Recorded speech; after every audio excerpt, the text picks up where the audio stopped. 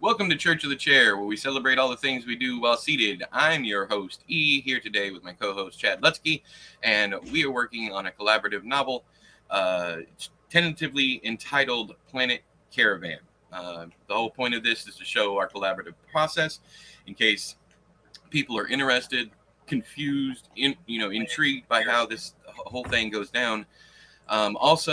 It is for anybody who wants to just hang out and write with us or do your own creative projects, whatever that might be, or if you just need something to keep yourself busy while you're at work today. Anyways, what I'm going to be doing today is I'm jumping right back into it, right back into writing. I got another scene I want to do, and then Chad, I believe, is still going to be working on layering and building off what I've already put up there, which is kind of the routine we've fallen into so far. While I do want to express this for anybody who might be looking at what Chad's doing or seeing how much things are changing, this is a completely that I love this process. It's almost like working with an editor in real time, and it's not affecting my momentum. Whereas if I was editing myself going along, it would affect my momentum because I would be going back, getting stuck on certain things and being like shit. I don't even want to write the rest of it because I got to fix this part. But with Chad doing that behind me, I am finding no problem continuing on. I'm also finding this a very unique situation because I know it's going to happen for the most part, and I am still having a hell of a lot of fun. I am not a plotter in any way, shape, or form. I usually hate the process. Once I get done outlining and plotting everything, no matter how thin that outline is, I always end up going, well, I know the story. This is no longer fun. Let me move on to something else. Good morning. Good morning, Joe. Let's get this bread. Yo! Anywho. But I also want to let Chad write his own stuff. So that's another thing. There's plenty in there. This is true. Like I said, I figured we were talking about this yesterday. When we get to the carnival, I was telling Chad, for those of you who missed it yesterday, I was telling Chad, Chad was worried that, we needed to come together so that the carnival stuff, that we plotted it properly. So we weren't like, I don't know, double doing scenes or whatever, but I thought the chaos would be good. Just having, him write a scene where he goes and does this, and then I write a scene where he goes and does this, different scenes showcasing the theme of, freedom and acceptance and all that, how he has free reign to go and do what he wants to after coming from a very insular life, both with his mother in a good scenario. He didn't get out much, that kind of thing. They were still kind of on the poor end, and then going and living with the cracked out uncle, the Charleses, going and living with them. And once again, having that very insular experience, going from that kind of constricted environment to wide open, even so much so that, he's allowed to get himself in trouble. He's going to do things that might upset someone, maybe the Ferris wheel man that we're going to use as an antagonist inside the carnival, whatever it might be. He's allowed to do these things where he wasn't allowed before. So it's literally a whole new world for him. And I think it would be cool to see him just go off and do little stuff where even when, the other author doesn't know what's going to happen.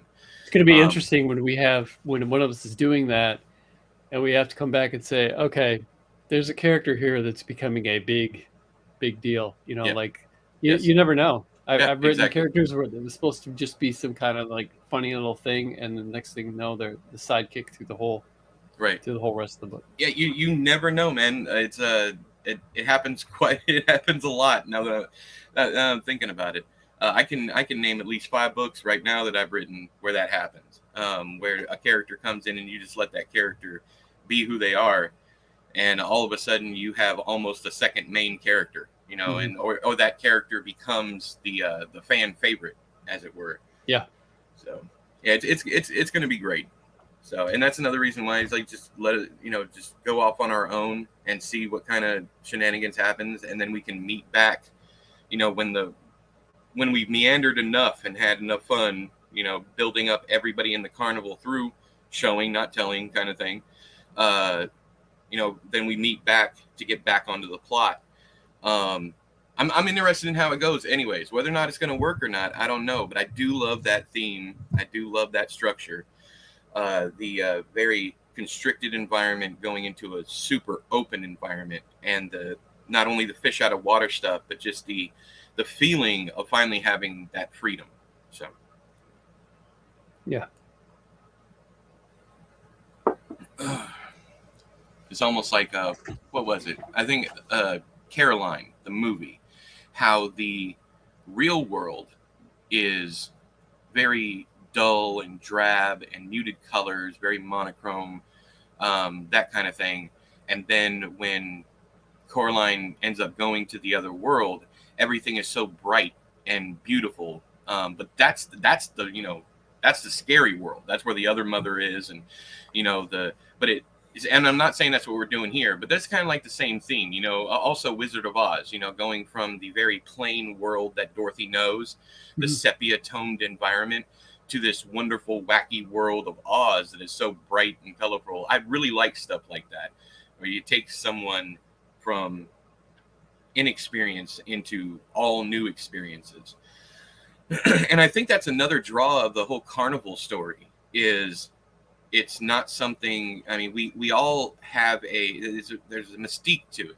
And we all have an idea of how, what a carnival is. It's just a traveling show, comes in, provides entertainment, and leaves.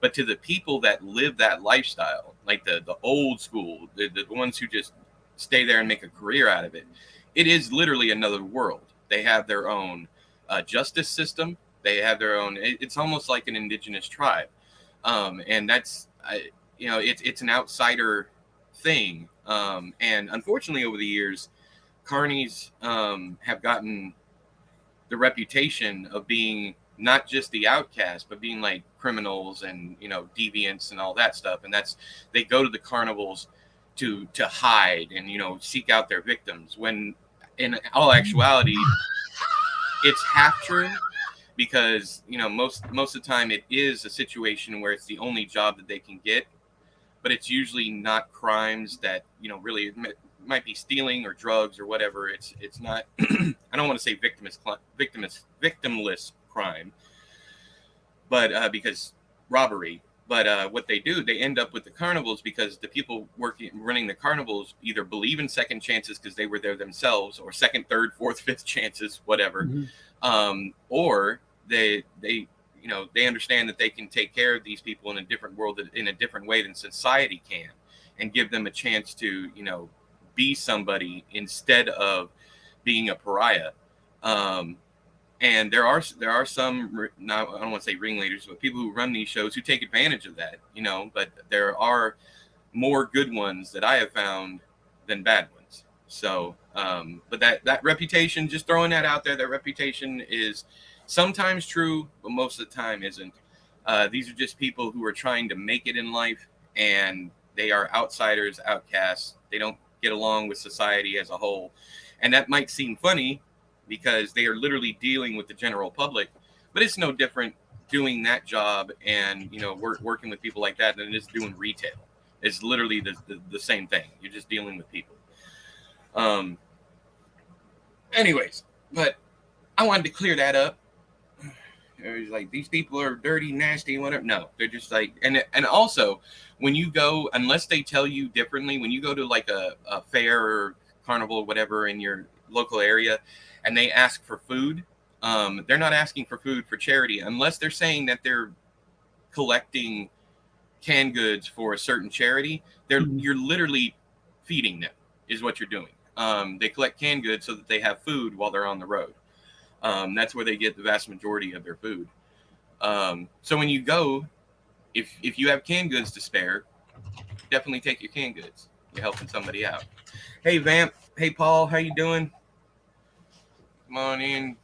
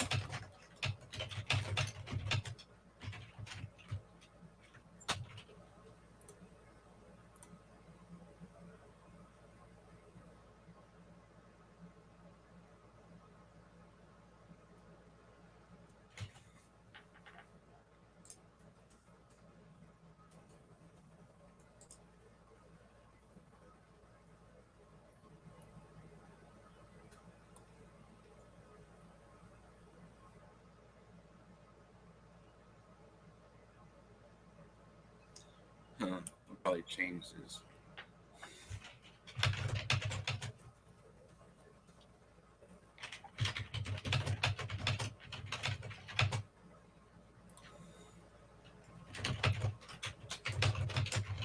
Oh,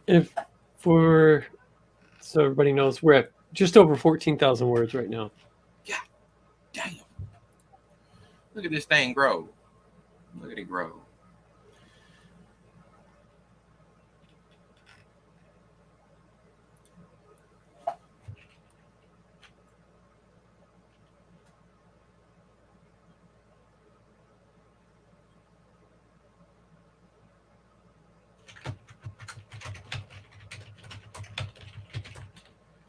I'm gonna share my screen here in a minute.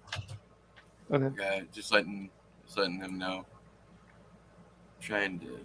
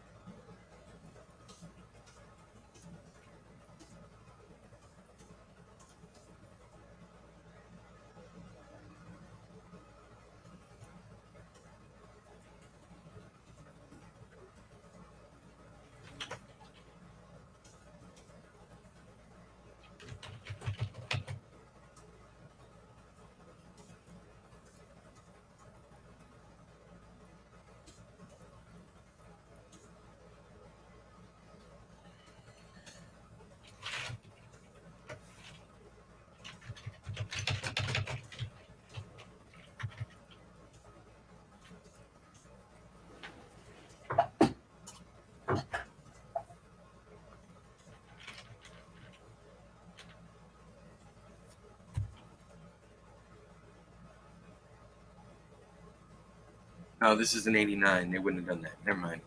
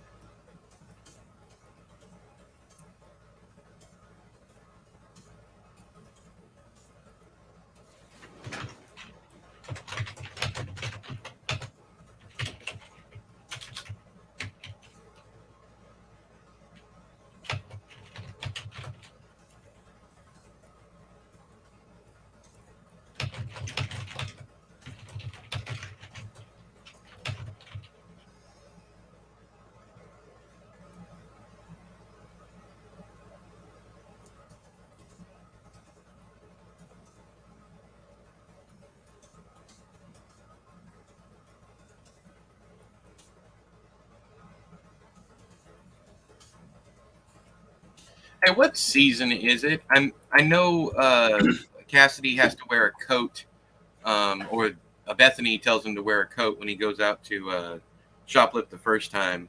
What Mhm. what do you foresee this being? Fall or winter, or we don't even really know. Is it southern?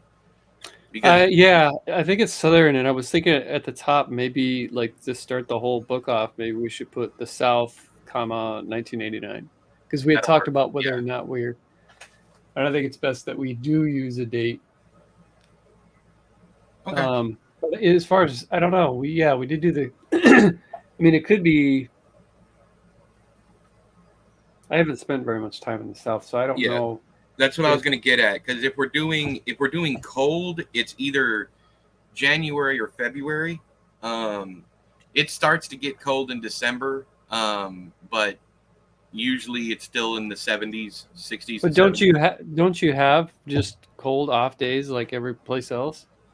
Uh, Not really. Like Like when say in April or May or something like that, you have I like mean a. it's cooler. Like we get breezes, but that's pretty much it. It's still about 70s in the spring. Mhm. Coat weather around here is pretty much only January and February. Though you'll see people in December because they're used to the heat all year round, um, wearing a coat. I mean, it could be a cold snap, but then we'd have to. I don't know. I also don't know what the weather was like here in the 80s, so I can talk to some people around here because, from my experience, the weather has changed drastically just in the past 10 years here. We used to get like more seasons than we actually do now. Now we don't have a fall whatsoever. It goes from peak summer heat to cooling off maybe 10 degrees directly into winter. So we go like nobody ever wears coats during Halloween. Um, Thanksgiving get-togethers is not a coat function. Every now and again, there's a fluke, and it'll start cooling off like mid-November. But for the most part, it's usually hot in a. Yeah, here's Tim. Tim lived in Alabama too. He's like, yeah, we have two seasons. It's either burning apocalypse or freezing, and that's because we have such a drastic change in the weather. It goes from sweltering to cold, like almost literally overnight. I've had situations where it's been 80 degrees one day and then 59 the next. So that's the severity of it. But I was thinking, if we're doing January or February with the coat, then the carnival wouldn't be in town. They wouldn't Yeah. have that. That's their off season. So I'm wondering if we want to put something like it's not a unnatural, unseasonal cold snap has come through or something. I don't know. Or Yeah, we the could other day. just make it a comment from somebody saying, uh, how it's too, he's worried about getting caught because, like, when Oh no! Shane Wait, is wait a second. The only reason he's taking the fucking coat is because he he's gonna wants to shoplift. pack it to shoplift with. Yeah, so I am Shane could be out. creating problems that don't fucking exist. Okay, never mind. But Shane's waiting anyways, out. Yeah, he's waiting outside the window, and he could make some, have some thought about how he's worried that this person's going to realize he's wearing a coat when he certainly yeah, doesn't need one.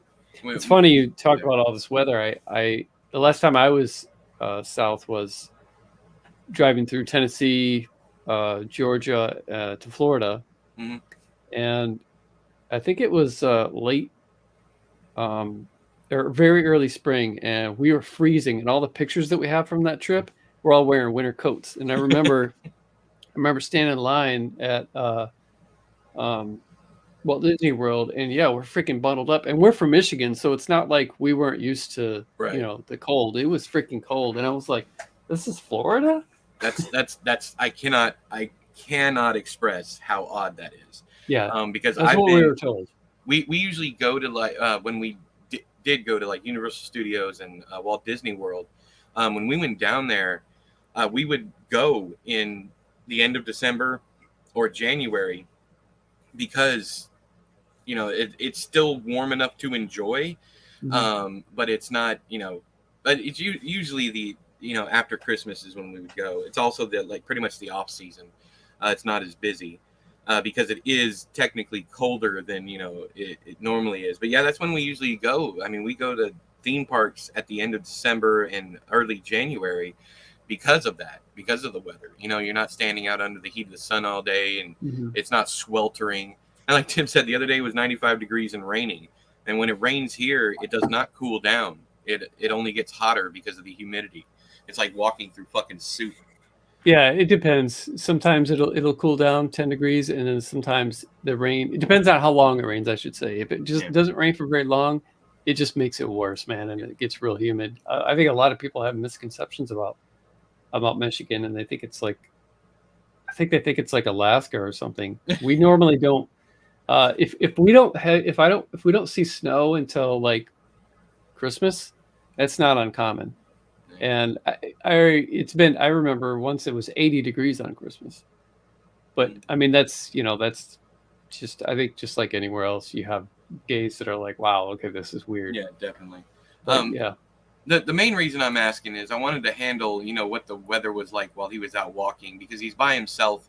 I guess I could do something else, but I also wanted to give some kind of feel for what it feels like this day that he's out looking for Cassidy. I was just thinking about all that weather, and I was thinking we should make it hot in this place that they're living, like just Right, kind of like uncomfortable.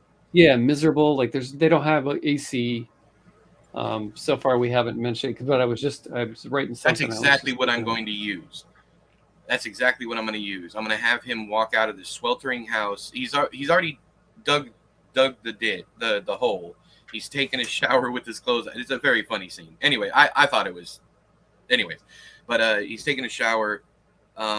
He's cleaned up the dog poop in the room, and he's heading outside to go look for Cassidy after a weird back and forth with Rita. And he's heading outside. So what I'm going to do is I'm gonna bring it. I'm going to talk about how much cooler it is coming from the inside, the sweltering environment, going into the outside with the breeze. So that's how I'm going to use that, just to give people some kind of something to root them in place.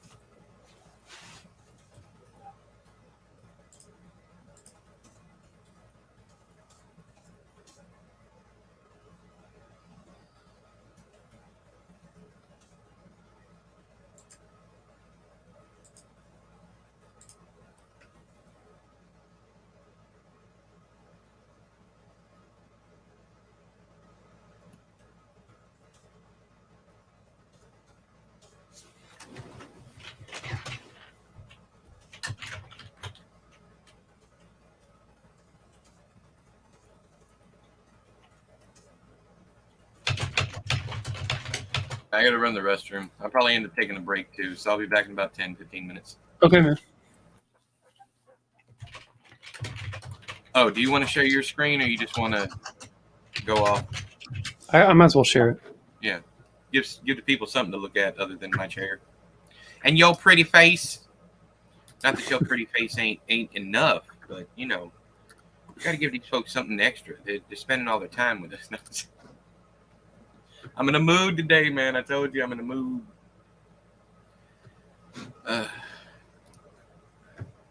Add to scream. All right, I'll be back.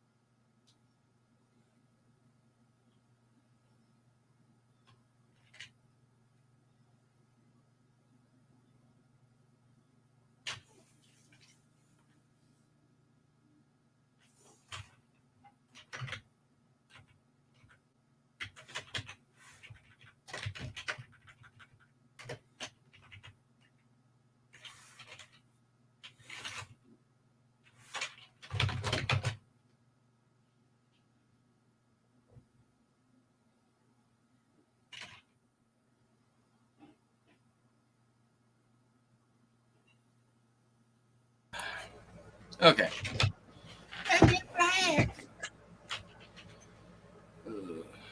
I think I'll let y'all watch Chad for a while. Give him the anxiety he deserves. I'm kidding. Love you, Chad. Let's see what you've been doing up here. Ooh, you've been busy. Oh, not really. I read most of that. Never mind. This is all new. This is? Yeah. Maybe not the first line. Oh, okay. All right. That's what I was. Okay.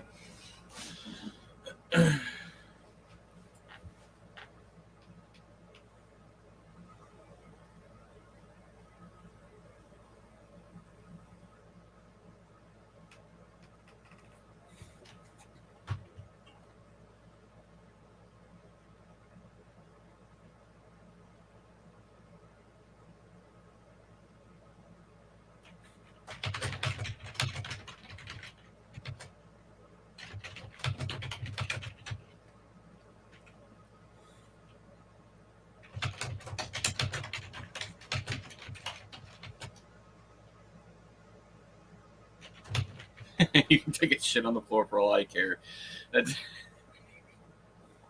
unintentionally foreshadowing what happens in my section that I just got through writing. Sorry.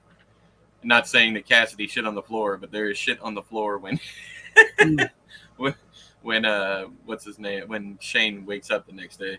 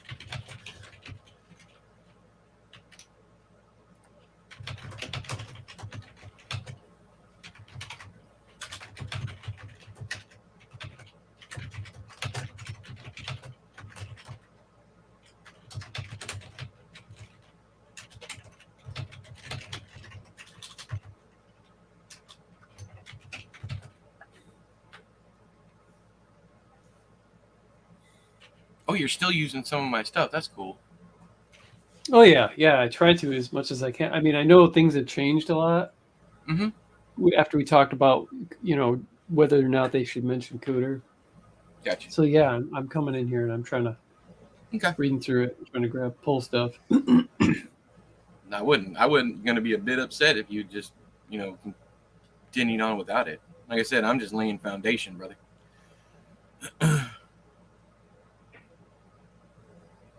I'm just glad you like some of this stuff enough to keep it.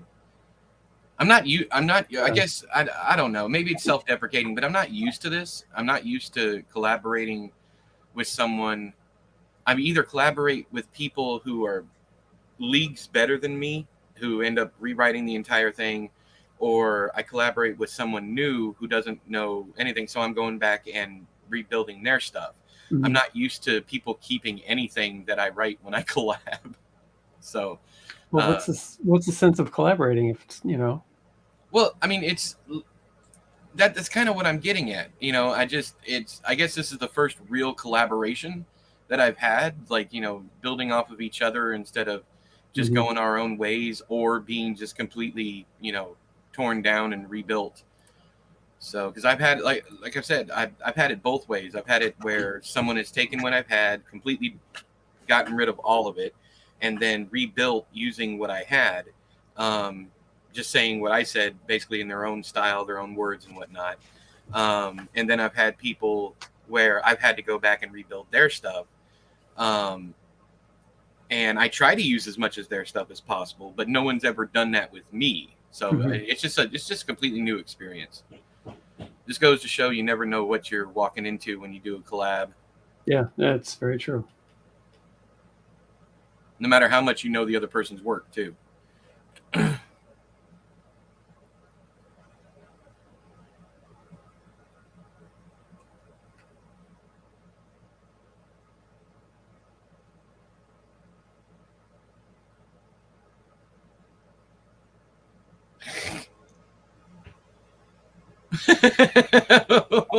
Sorry.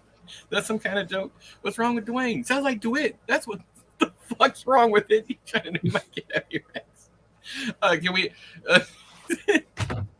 I'm sorry. That's why I changed the name. I changed the spelling of the word Dwayne so it was more Dwayne. Yeah, that's even funnier. I actually don't know what would be funnier here. Is like you trying to name my kid after your ex, or you trying to name my kid after my daddy. So, just to hammer home the. Yeah. Anyways, it's just so fucked up, man. Beyond fucked up. Like I forgot that was his dad. Yeah, I was wondering because I didn't know if you had him call Rita Mama because you'd forgot, or if everyone in the house just calls her Mama. Anyways, it doesn't matter.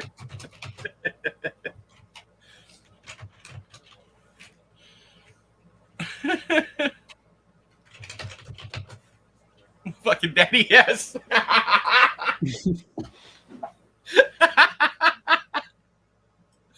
Oh, that's dark. Oh, that's dark and beautiful. Oh my god. Whoo, Lord. I kind of want to go back and say, like, first, I ain't your mama. Second, long as that asshole don't come knocking on my door asking me what. I'm gonna throw that in there. You can delete it if you want to.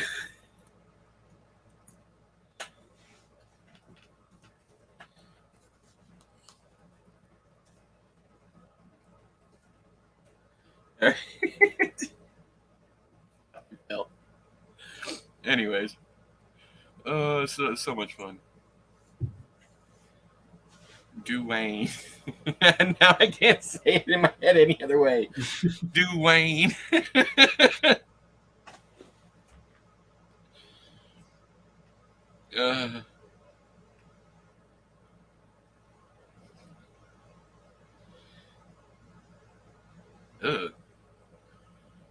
Hunter offering him coke.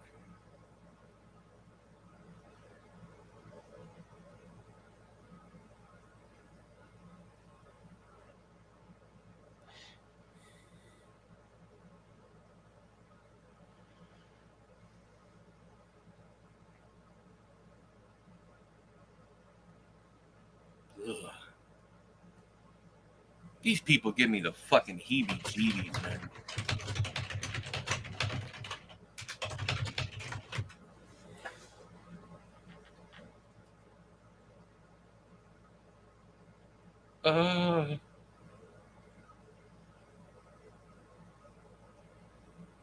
God damn it, no.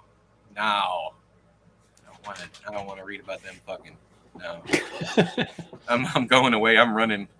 And my tail between my legs.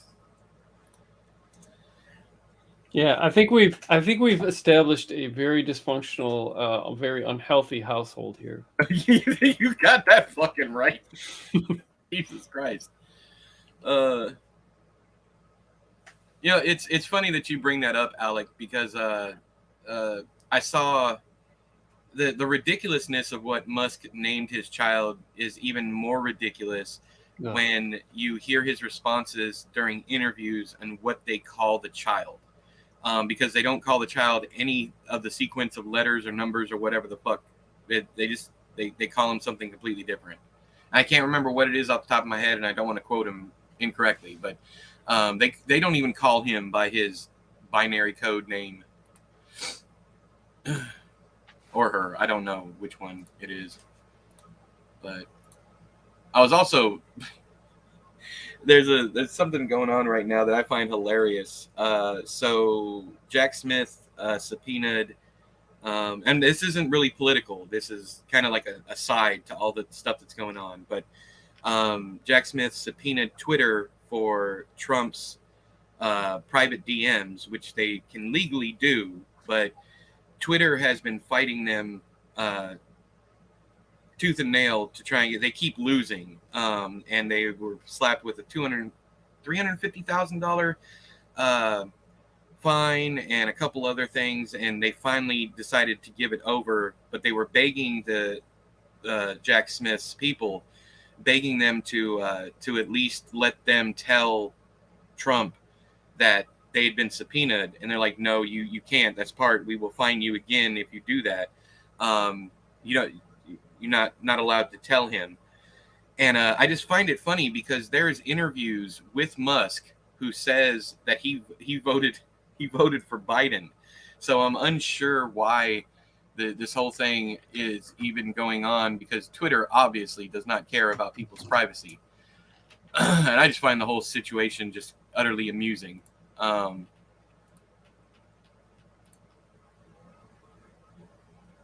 Yeah, they've handed him over, but there was a lot of fight going back and forth. They handed him over, and now, of course, Trump knows because it's been made public, but he didn't know when they handed it over. Yeah, that doesn't mean he's gonna. He also endorsed Trump, but he said something about what kind of person would I be if I didn't vote for Biden. That was one of the quotes from the interview. It's online if you want to go watch it. It's a very interesting, very interesting. They asked if he voted for Trump, and he's like, no. Like, what kind of person would I be if I voted for Trump? I 100% voted for Biden. And then he gives his reasons.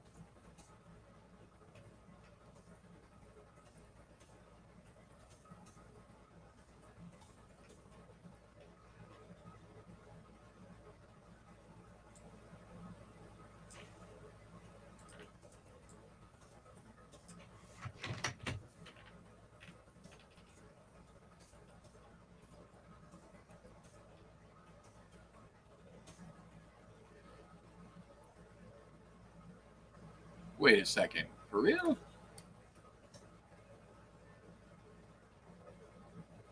Why is Google Docs telling me to change flyer, Flyer, to flyer, Flier? I don't know. Yeah, it's an advertising circular. Flye. It's obvious that's what I'm. Anyways, ignore. Thank you.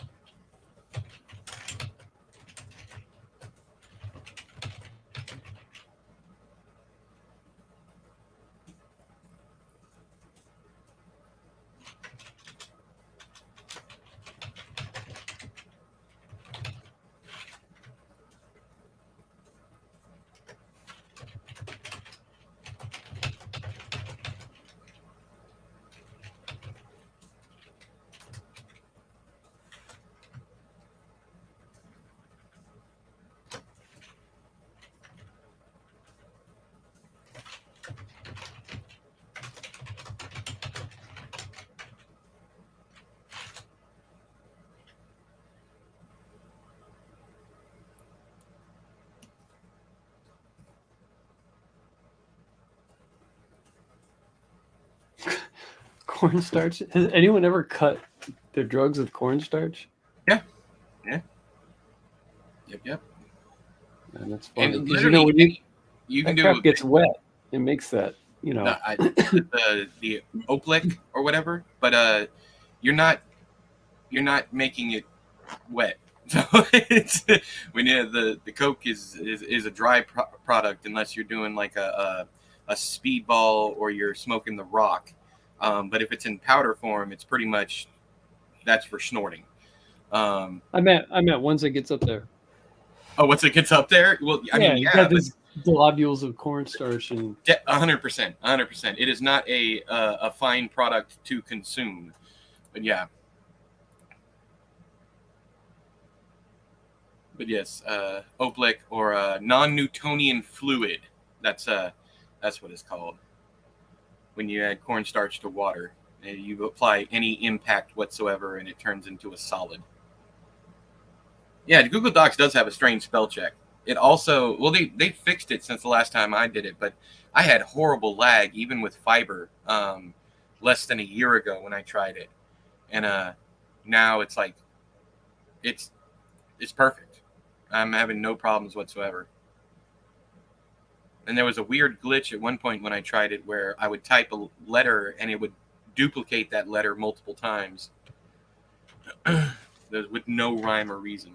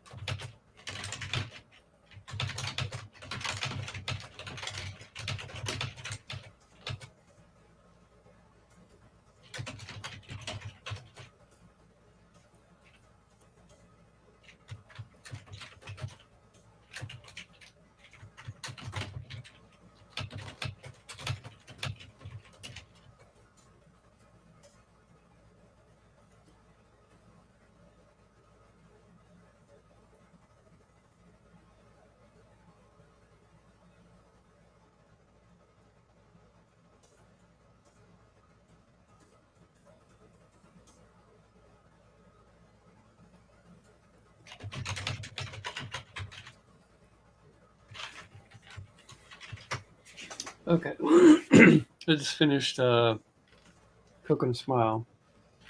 Okay.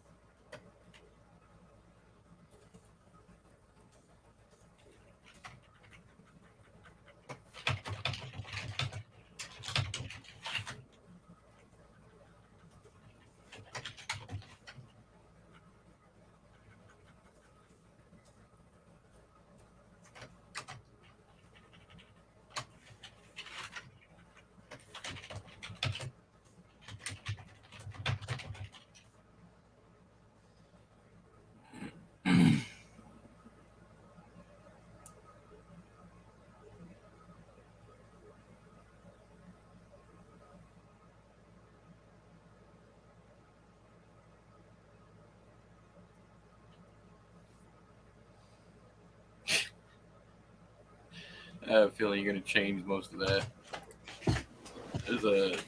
I did something and I have no idea. I guess I'm planning. Planting seeds. Hey NC, how you doing?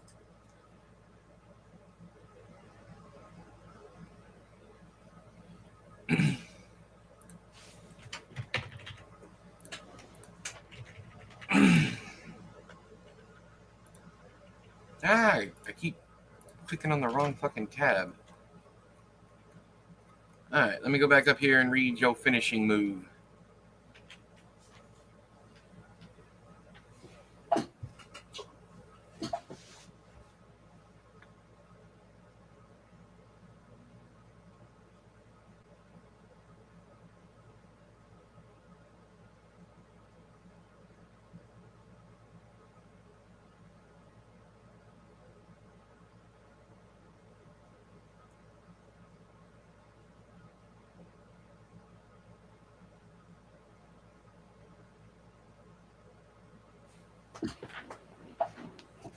Yeah, that's great. Alright.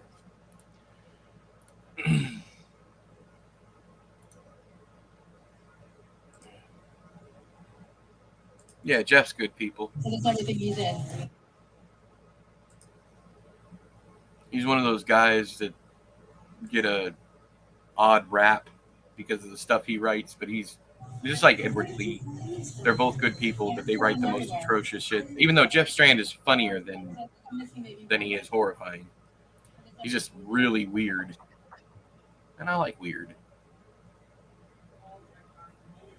I know you wanted that. New ones on Friday. Yesterday, just like the other ones.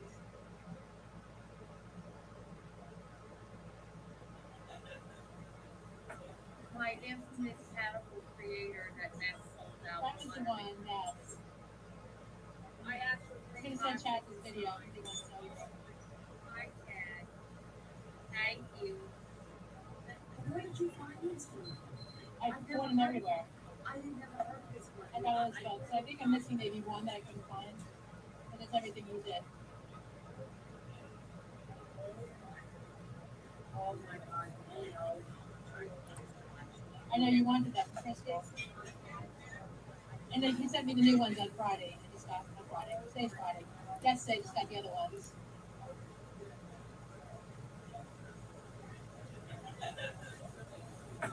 My infamous catapult creator. Did Alec leave? Is that what happened? Anyways, have a good one, Alec, if that's the case. He sent Chad this video because he wants to know you. Hi, Chad. Thank you. If only had a brain. I bought them everywhere. I never heard this one. I got all this stuff. So I think I'm missing maybe one that I couldn't find. But it's everything you did. Oh my God. I know you wanted that for Christmas. And then he sent me the new ones on Friday. I just got them on Friday. Today's Friday. Yesterday, just got the other ones. Wait a second. NC, Jeff Strand signed with Scholastic? Scholastic? Scholastic. That's a word that I hate. Not a company I hate, but a word I hate. It's like Jurassic. I always want to say Jurassic. And I know the difference. People used to pick on me so hard in school when Jurassic Park first came out because I'm bad at saying words like that. Like across. I will, if I don't pay attention, I'll say across.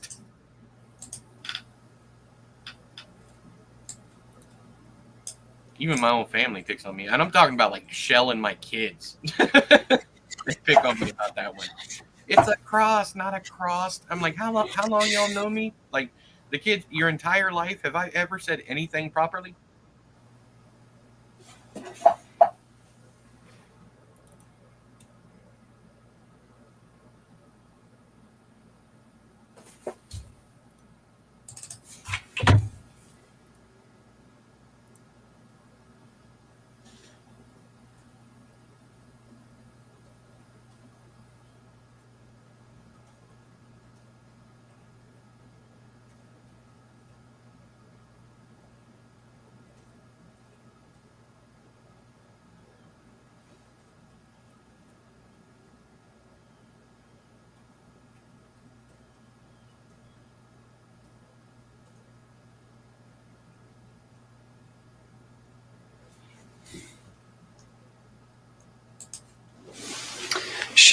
Do you know if World War III should, if we should be using numerals, Roman numerals? Supposedly, according to style manuals, if it's dialogue, you're supposed to write it out no matter how large the number, or no matter if it's Roman noodles. See? Roman noodles. No matter if it's Roman numerals or not, you're supposed to type it all out.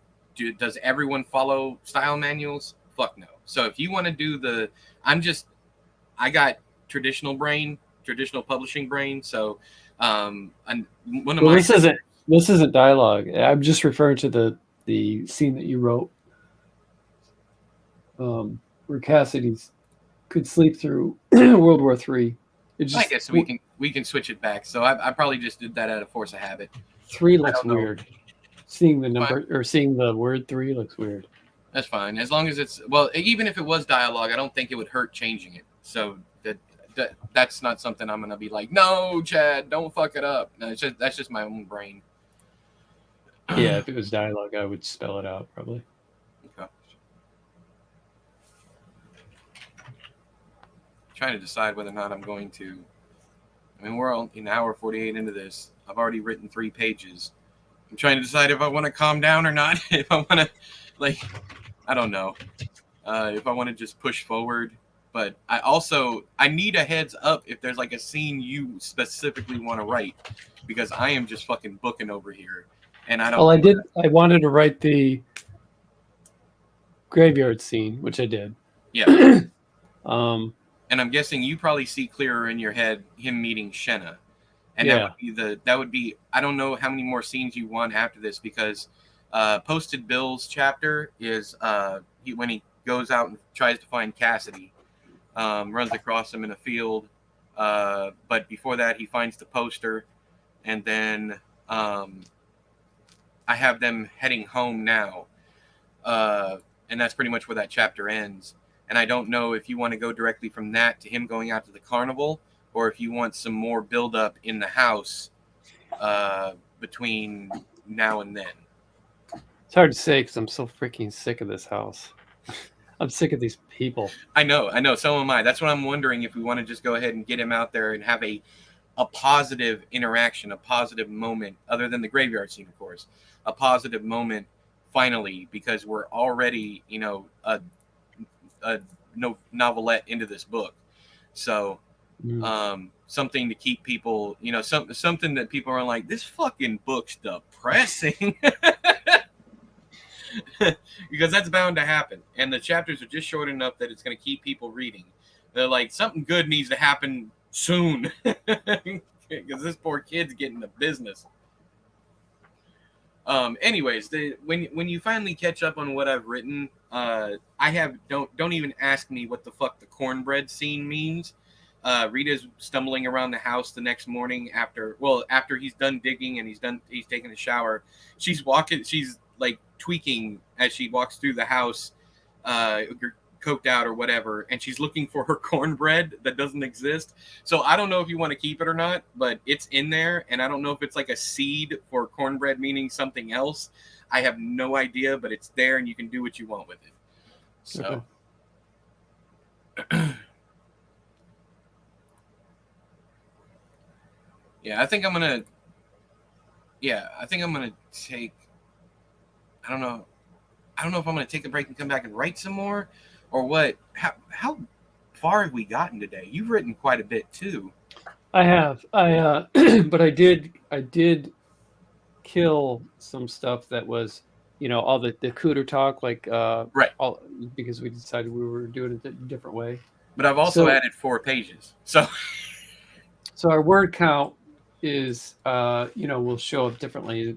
I probably killed, I don't know, maybe 400 or 500 words, maybe 400 words. Well, I replaced that easily. So I'm not a bit worried about that. I think I only wrote about 600, 700. Let's see what we got.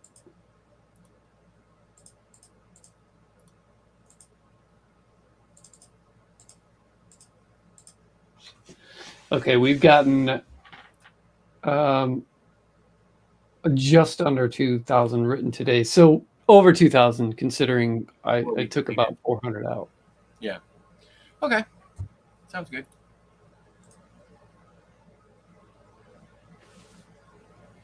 Yeah, I'd like to be able to jump ahead. I keep meaning to, and even though I'm dabbling a little bit every day, I would love to be able to just knock out a big chunk of this, like revisions or whatever. Especially now that I'm at a point where, because I had to write most of, well, the day before I wrote the entire grave matters chapter, and then had to write about half of the coconut smile since we switched things up, and I had to do the him Uncle Travis or coming home and all that crap, and then pulled as much as I could that was still applicable to the new direction with Cooter. But now I'm caught up, I think, in a linear sense. Yeah. Where I Lights think I Out also is. need to go back and read from the beginning just so I get the. I'll probably do that off stream. Go back and get the full breadth of what you've done all in one go. Now that you're happy with all the way up to Coconut Smile, because that's a big chunk of the beginning. Mm-hmm. Make sure that we're on the same page as far as what's happened and what hasn't happened.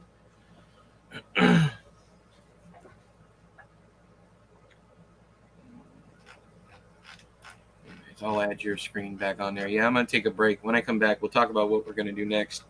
I'm excited to get to the carnival too.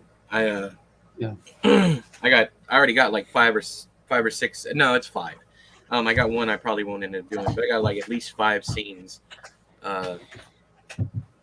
Just the random people. I even have a scene for boobs, so it's just kind of like a seed at this point. See what it grows into. But I think the end of the first act and all of the second act will probably be the most fun to write. Yeah. Yep, I agree. This is I already feel this becoming a book that I don't want to end because I know we're gonna get into the carnival and we're just gonna have a fucking blast. There's just so much that you can do with that, and still be up 100% original because no 2 carnivals are the same. Yeah, I love that shit. Anyways, all right, I'm gonna take a break. When I come back, we can either talk more or we can write more or whatever the fuck you want to do. Okay.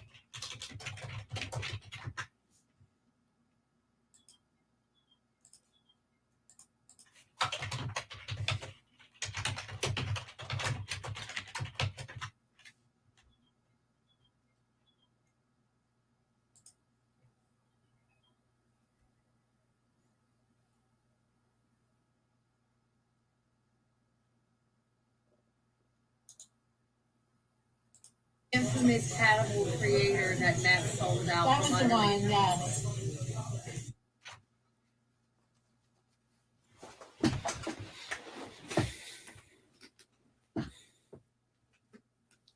Turning my camera off so I can have some lunch, and you guys don't have to see me eat. But I'm still here.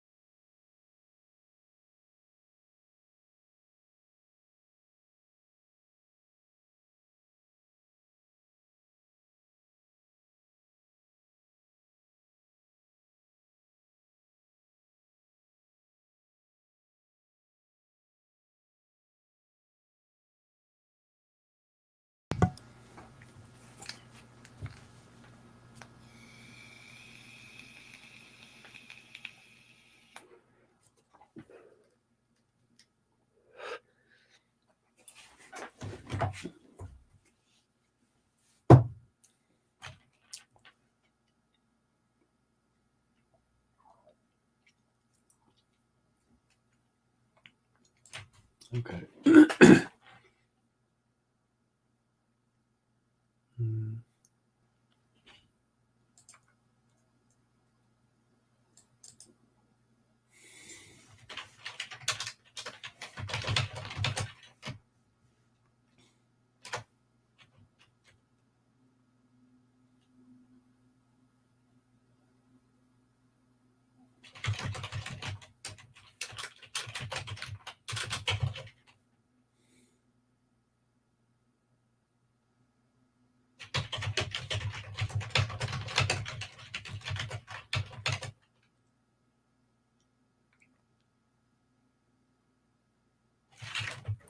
Sorry about that. Goddamn trash service picked up our can, literally like took it away. I freaking hate that.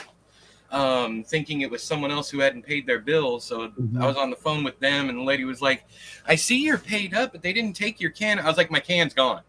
I don't know what the hell. I need my can back. So please come get my damn can. Bring my can back."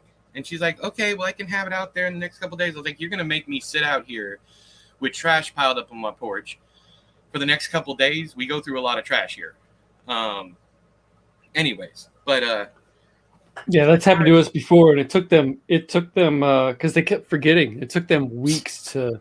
I mean, I don't know how it is over there, but we can just put our bags on the curb, no problem. But no, we don't really. Here it has to be in a bag. If we lived in the city, they do curb service. Like once a week, they'll even pick up like branches and just piles of shit. They bring a truck out with a little crane and scoop. But out here in the country, I mean, my nearest neighbor is like half a mile away. I don't have anybody around me, so I don't know what. But then again, my mail there's County Road 51, which is what I live on, and then there's County Road 57, and our mail always ends up going to the same number address on 57, even though a 7 and a 1 doesn't look anything like each other. And then we're always getting it. They never deliver the 57 mail to us. They only deliver the 51 mail to 57. So I have that issue. So I'm wondering if these folks with the trash service went and picked up the one, or were supposed to pick up the one out on 57. I don't know what they did, but anyways. So she said she'd have it back out tomorrow morning, because I was fussing with her about all that. But yeah, I live out in the middle of nowhere. I shouldn't have these issues, but I still do. I grew up in the country, and it was fun when I was a kid, but man, when I became a teenager and I stayed with my girlfriend, she lived closer to the city, and then I moved to Denver, and I was just like, man, I've hated the country ever since. I'm not a country person. Shell wasn't until we got out here and she realized how much we were left alone. I mean, we've had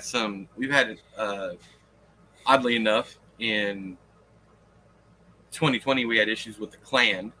But we had gotten flyers in the mailbox. Usually happened every fall when they do. Around here, even though they're designated as a terrorist organization, my city allows them to have a parade. So one day every year, they have a parade downtown. And they'll pass out flyers, and federally it's a crime for them to pass out flyers, but my city doesn't really care. They just consider themselves they consider them another organization.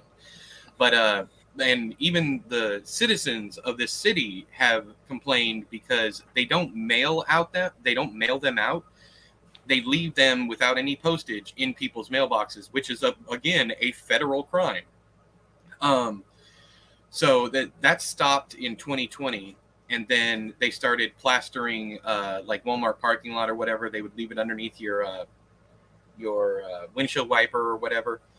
Then they started doing magnetic, not stickers, but magnets that just slap on people's cars with like either their symbol, I don't know how to explain it, but they got a certain symbol for the Klan. Mm-hmm. And then there's whites' rights ones that they're putting on people's cars. Anyways, but we've had issues with them literally coming onto our property. had to run them off. And when we first moved in, I came by myself because it is the country and I know how people work around here. To meet the guy that I was buying the property off of, I went by myself. I didn't bring Shell and the kids. So they had no idea, that I was married to a black woman and I had mixed kids. And got the property, took care of all that. About a week later, Labor Day comes around, and people have started, the people that are around this area, of course, have seen us out in the yard and whatnot, moving in, so on and so forth. Labor Day weekend, we get a string of pickup trucks, and they're coming down this way. So it's the driver's side that's facing us. And the outside of the windows, there's a rebel flag on one, hanging out of the driver's side window. The next car back has the KKK flag, and then another flag in the back on the side. So it's facing us is what I'm getting at. There's another rebel flag hanging over the wheel well. And then they go down, they disappear down the way a bit, and then we start hearing pop, pop, pop, pop, pop, pop, pop, pop. And I'm like, I call the cops, and they're like, well, if they're not on your property, there's nothing we can do about it. I'm like, they're out here shooting from their trucks. Come and do something. Did you see them shooting from their trucks? Like, okay, I know who I'm dealing with now. So that literally the week after I moved in, I went out and got a shotgun, and that's how I chased them off the time they were actually on the property, because I have a tree line. My driveway dead ends in my property, and then I have a tree line all the way down. My driveway is 500 feet long, and I had this basketball court up against the tree line. I'm sitting out there smoking when it's about dusk, and I look up and I see this figure in the trees. So I posted all this to Twitter when it happened. Yeah, I remember that. Yeah.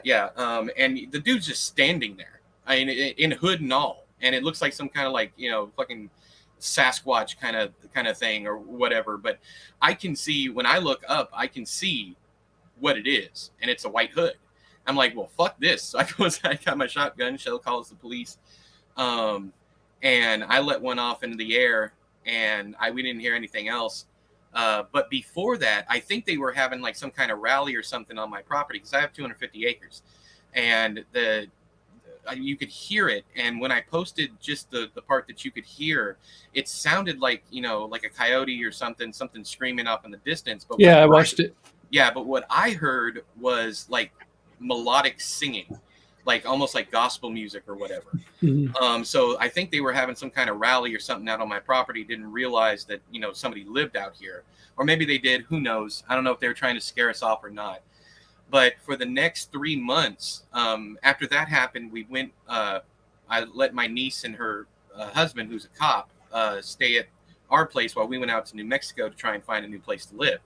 That was completely busted. The only thing we could find were scams. It was absolutely terrible housing market even back then. So we came back, and I'd been in contact with my niece and her husband while they were out here, and damn near every night for a week, 3 trucks would come up to the end of our drive and sit there. Finally, the third night, nephew-in-law, I don't know what to call him, but my niece's husband goes out in his uniform onto the front porch with his hand on his gun, and they turn around and they take off. Never came back again. So I don't know if they think now, they haven't bothered us since, and I don't know if it's because they think a cop lives here now or what. But anyways, they're scared off. But that has been the only problem I've had living out in the country is that. And of course, mail service is going to be wonky out here, especially with the close addresses. But yeah, it's been a great experience out here, and Shell loves it. The only thing she doesn't like is having to drive 30 minutes into town just to go to like Walmart or we don't go to Walmart. You go to Target or to pick up food or whatever. Can't get pizza delivered out here. But other than that, man, we love it out here. And nobody bothers us. Other than that one scenario, nobody has bothered us since. I had a weird situation where this drone came over my property, and once again, unless it's a very, very high end drone, there's no way they could have got all the way out here, because like I said, I got 250 acres, unless they were somewhere near. So I went out looking, and I found this pickup truck parked in one of the access roads to my property. To give you a little more information on the property, I own 250, but only 20 acres of it is inhabitable because of paper mill runoff. The guy I bought it for, I bought the entire piece of property for $50,000, all 250 acres for $50,000. And I didn't realize why it was so cheap until years later. The old man, he's dead now. He died of cancer. But when he sold me the property, he didn't tell me that the paper mill had paid him off for the pollution that had killed the other 230 acres. And it wasn't until I tried to sell the property that I found out that I couldn't sell it. The EPA wouldn't let me sell it until it was cleaned up. And I'm like, well, shouldn't I be able to sue the paper mill or whatever? So I contacted the paper mill. The paper mill was like, no, we paid out, or I almost said his name, but we paid out the dude who was already dead at this point.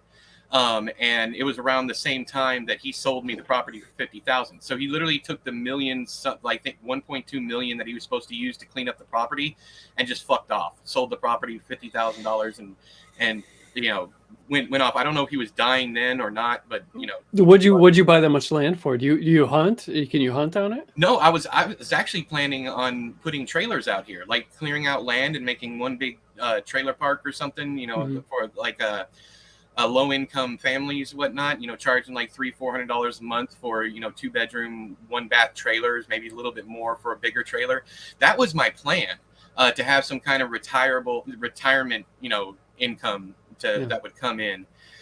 And that was literally the whole reason. I wanted to do something, give people affordable, sustainable housing. And maybe even start like a garden community thing, not like a cult compound or whatever, but just have something, maybe a little playground or whatever. Because my son had this idea when he was 5 years old. He said when he grew up, he wanted to buy a hotel and turn it into free housing for the homeless.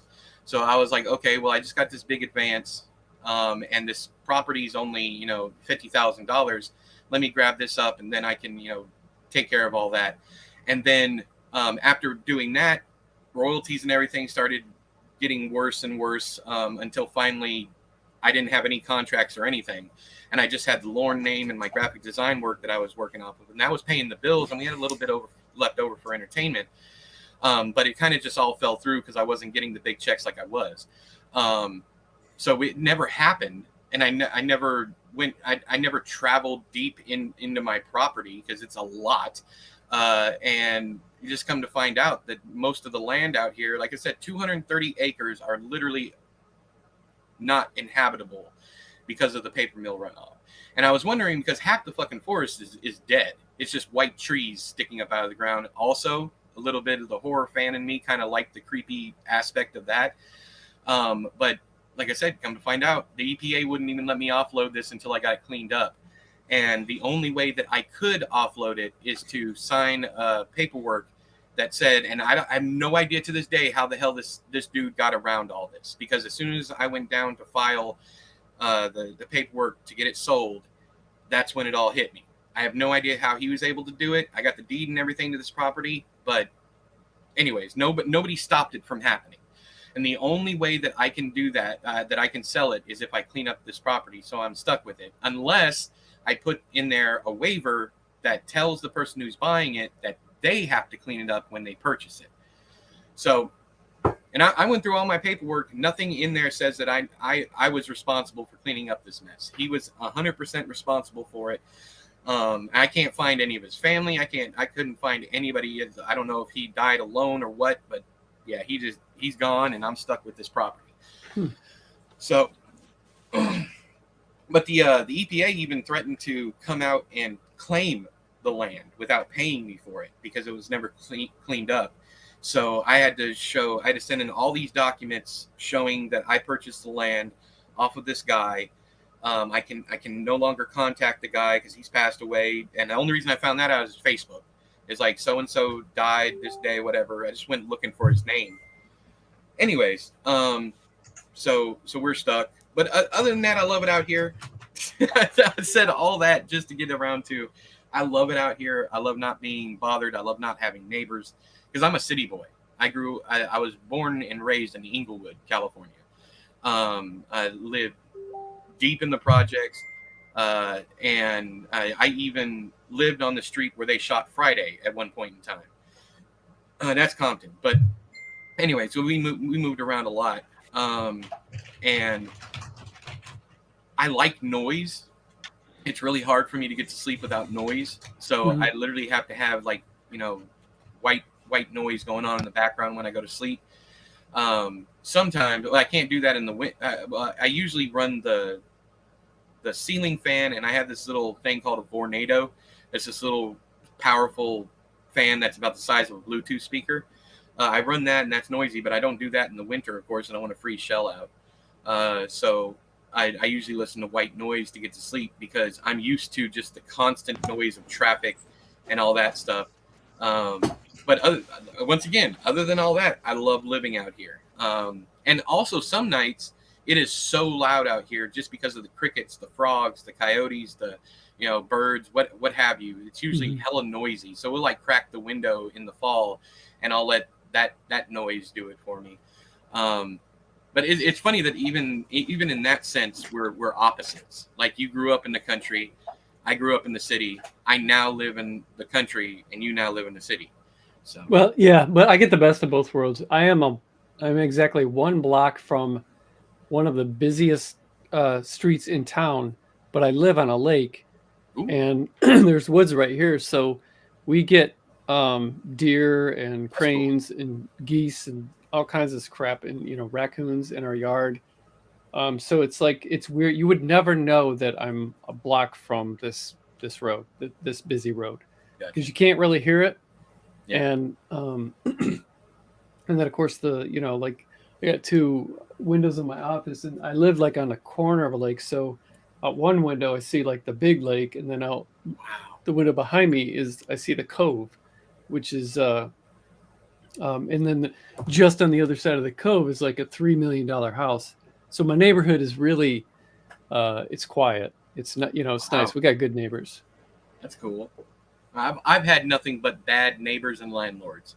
I'm sorry. I just saw you reverse century. I don't know if you're still in here, but the novel's going very well. We are adding right now we're kind of averaging 2,000 words a day, so it's blazing along right now. Yeah, that sounds gorgeous, man. Yeah, we love it, man. Perfect. Right across the street from me is a hunting preserve, and there's I think it's another. I say right across the street from me, but you'd have to go down 500 feet to the road, and then on the other side of the road, because on my entire road there's really only two residents, and it's about a 3-mile road, and there's us, and then there's the hunting lodge that's across the street, so it's basically only us two out here. But when I was living down the hill, because there are 3 trailers on my property.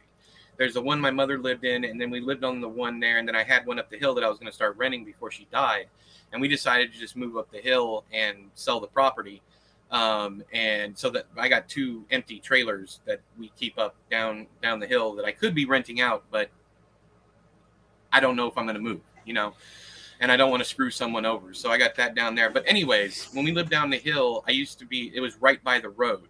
My mother lived in the one by the road that ran this way, and then we had a trailer that runs this way, so it's like an L, and we were able to see the property across.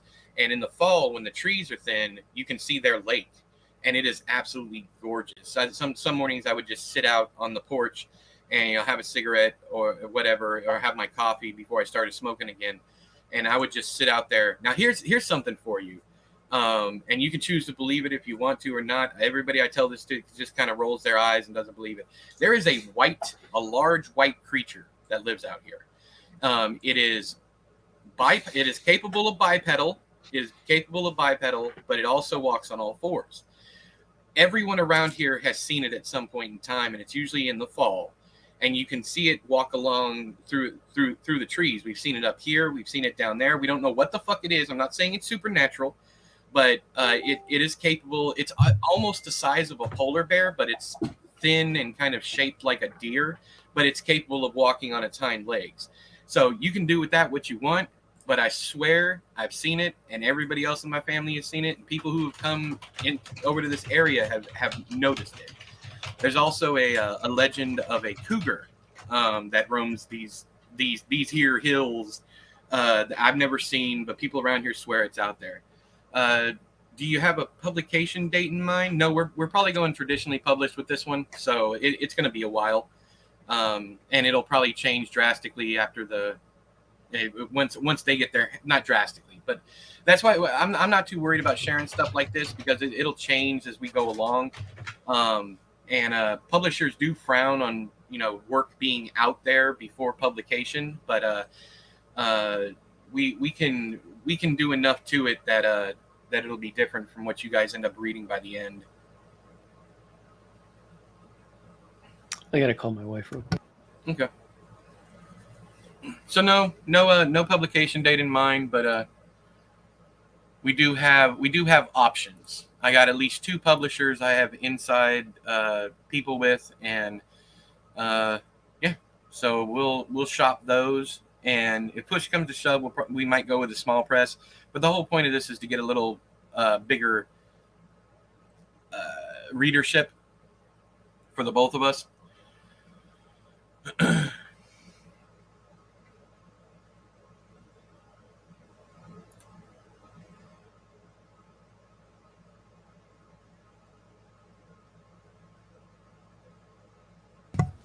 All right, I'm back. Okay. How many pages does your current state of novel accumulate to? About 40. We got roughly, it says over here we have 42, but we got a couple of end pages of what's it called?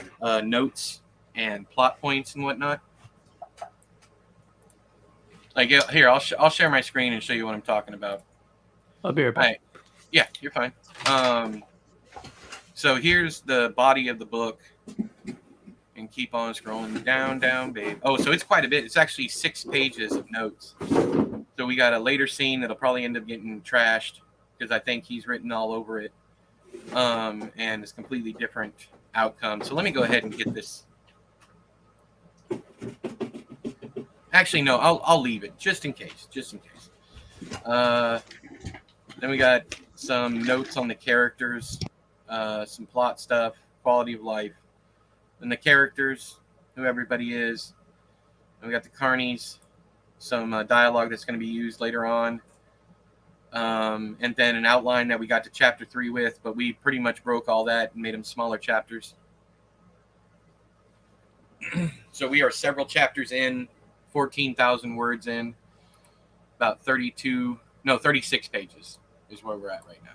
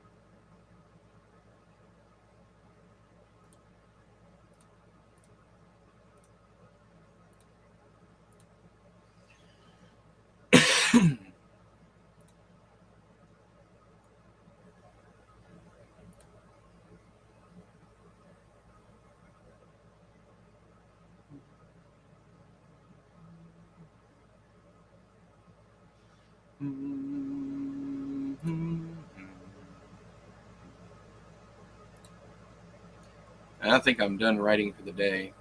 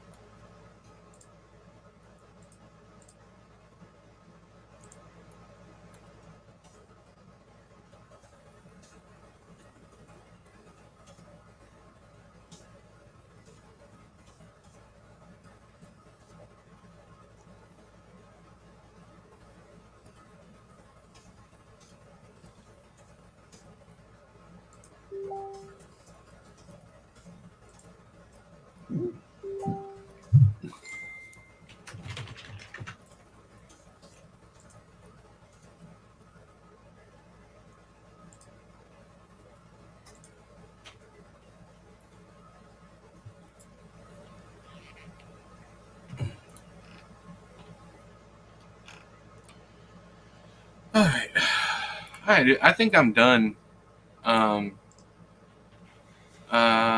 Let's see here. I'm definitely going to be working on this Sunday before game night, so it'll grow even more even after tomorrow. I'm just not sure where I want to go next because I want to leave the Shenna meeting for you. I could just jump ahead and do some kind of I don't know, some kind of interaction sequence. But I do need to go back over everything that you've read and digest that, make sure I have the right timeline in my head still before I get too far. I definitely don't want you to have to change a bunch of shit in these newer chapters. And I think I'm on the same page as you, but we'll see. Maybe we should take the whole weekend off so that I can catch up. Yeah, try to get through some of this and okay. I'll let everybody know. That'll actually help me quite a bit. I'll be able to have 2 days off in a row, basically. And it's not about having a day off, not writing. The writing part is fun for me. It's the being present and active in front of other people that can drain me, even if I'm not doing anything but writing. Yeah. So, I have every single day I've awakened, and I've been like, I don't want to do anything. Like this past week, and then I get in here and I got great output. It never fails. My worst enemy is my own fucking brain, because I'll be like, it's the same way with exercise.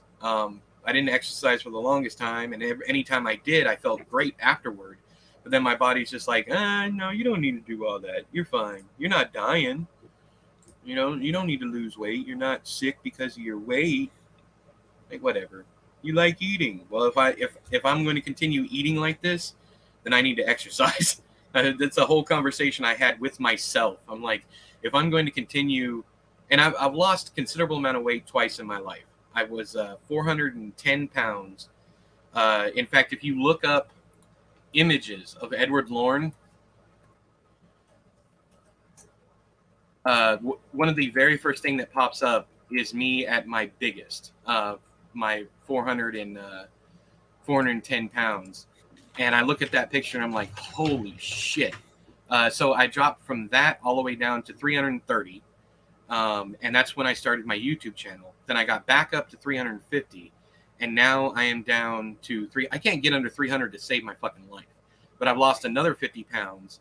So I'm right at 300. And I can't, all I want to see on the scale is 299. That's all I want to see. I'll be happy. But no. That's just me bitching. Random. My wife, she lost. I mean, she's not real big. She just, she's had 3 kids, and so she maintained some of that baby weight for years, and then tried vegetarian diet, and that helped a little bit, and then did a keto diet, and that's what did it. Yeah.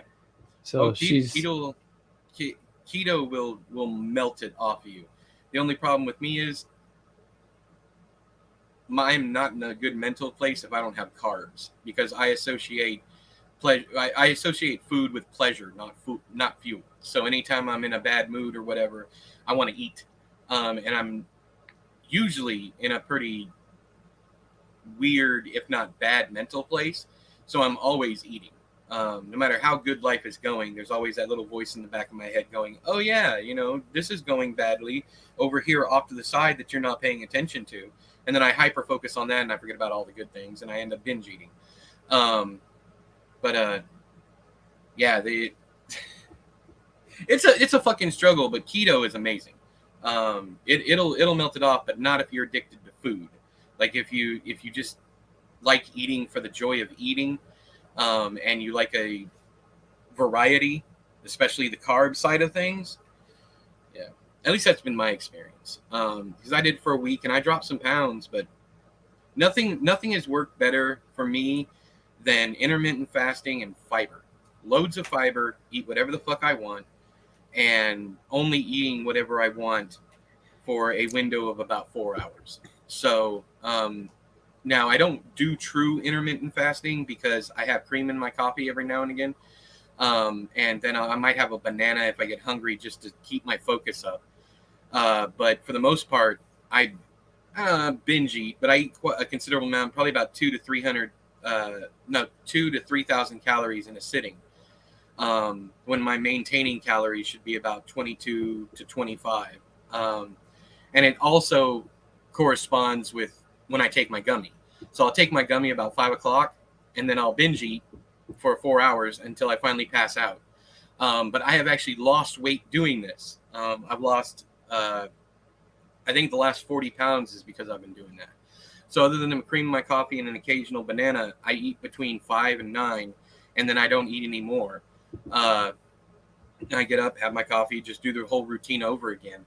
But the way I work, it makes sense to do that. And that's why I tell everybody who wants to lose weight, you need if you're going to do a diet at all, you need to be able to do it to where it already works with your schedule. Don't change your schedule to start a diet, because that's first, it takes 21 days to build a routine. So you're going to have 3 weeks of, anger that or whatever, while you're getting used to it and adjusting to it. So it just naturally worked this way. And all I had to do was work during the day and not have time to eat. And that was pretty much my lifestyle anyways. But I wasn't eating anywhere near enough fiber. Now I take a fiber supplement. I have berries, I have chia seeds, flax seeds, all that stuff. So damn near anything that comes, this is TMI, everything that comes in goes out, and that's all our bodies are, if you are, if you live a stagnant lifestyle, but not stagnant, but sedentary, thank you. Sedentary lifestyle, then you have to eat a little amount of food, because there is that maintenance fuel, that you need just to keep running.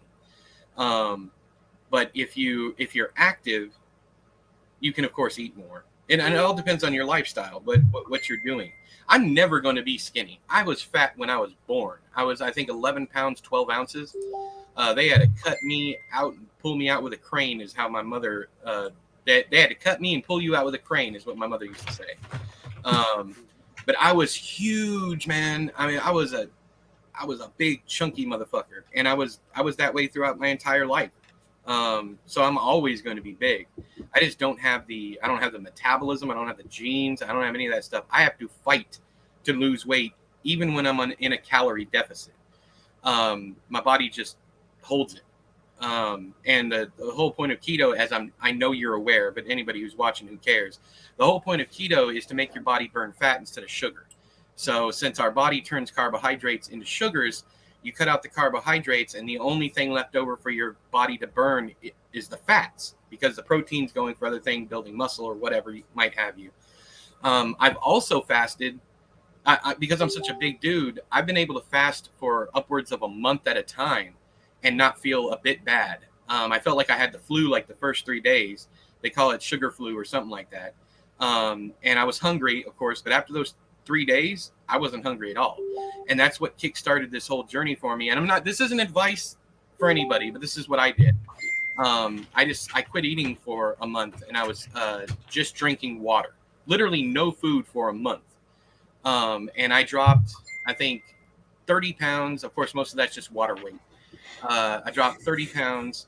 And then when I did come back and start eating, I only ate at night. And I've been doing that ever since, and I've kept the weight off. So everybody's going to be different. Everything is going to work differently for people.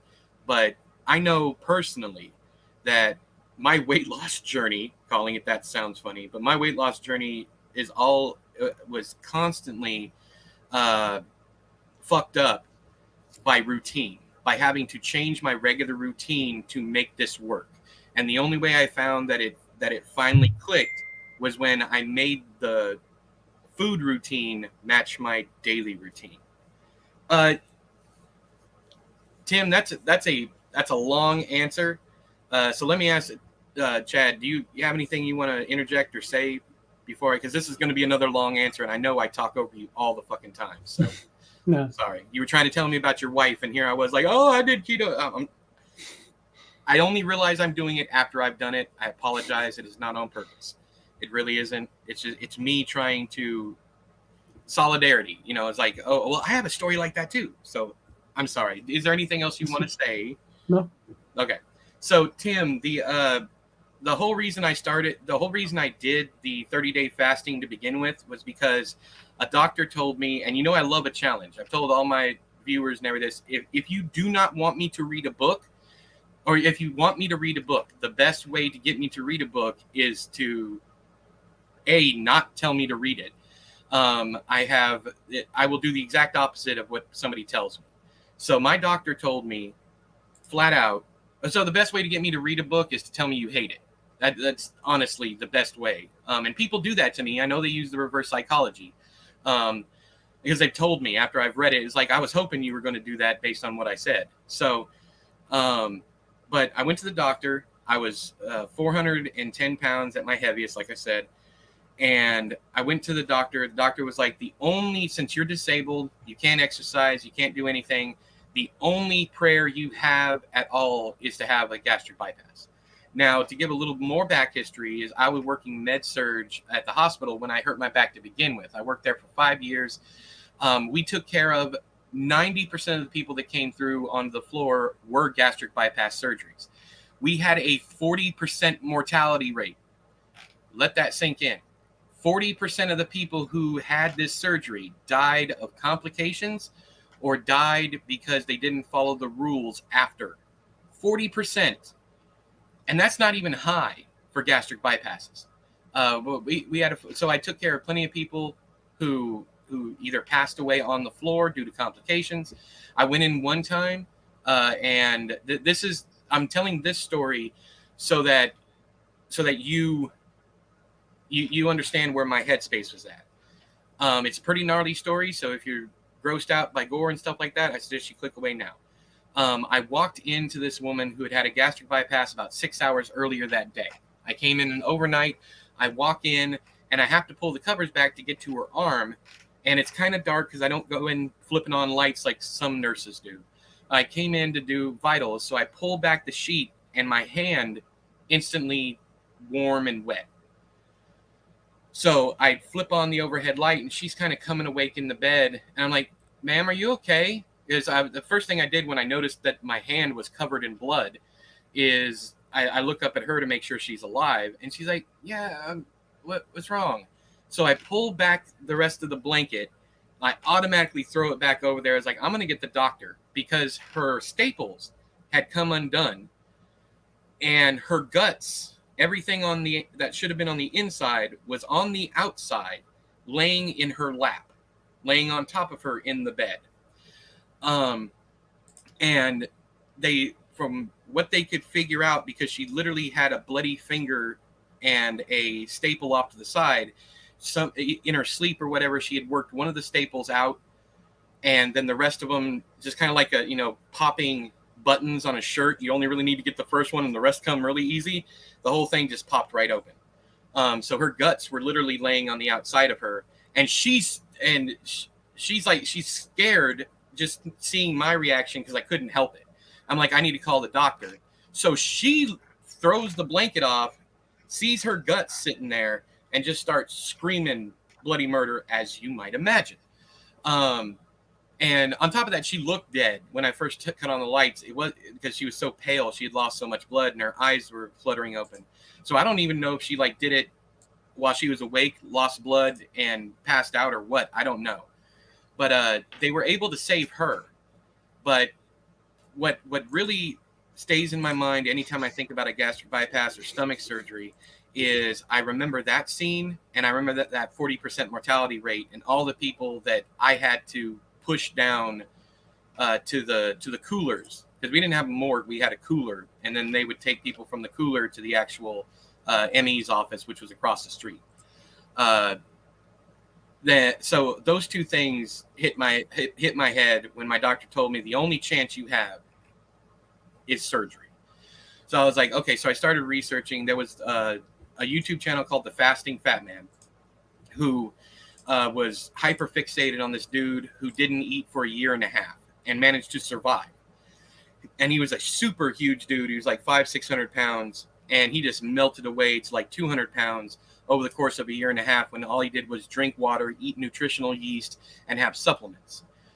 So this Fasting Fat Man, he's still on YouTube, but I think he's starting to gain his weight back now. He fasted for almost a year, and I was following his journey, and I'm like, I don't think I can do a year, but I'm going to try a week.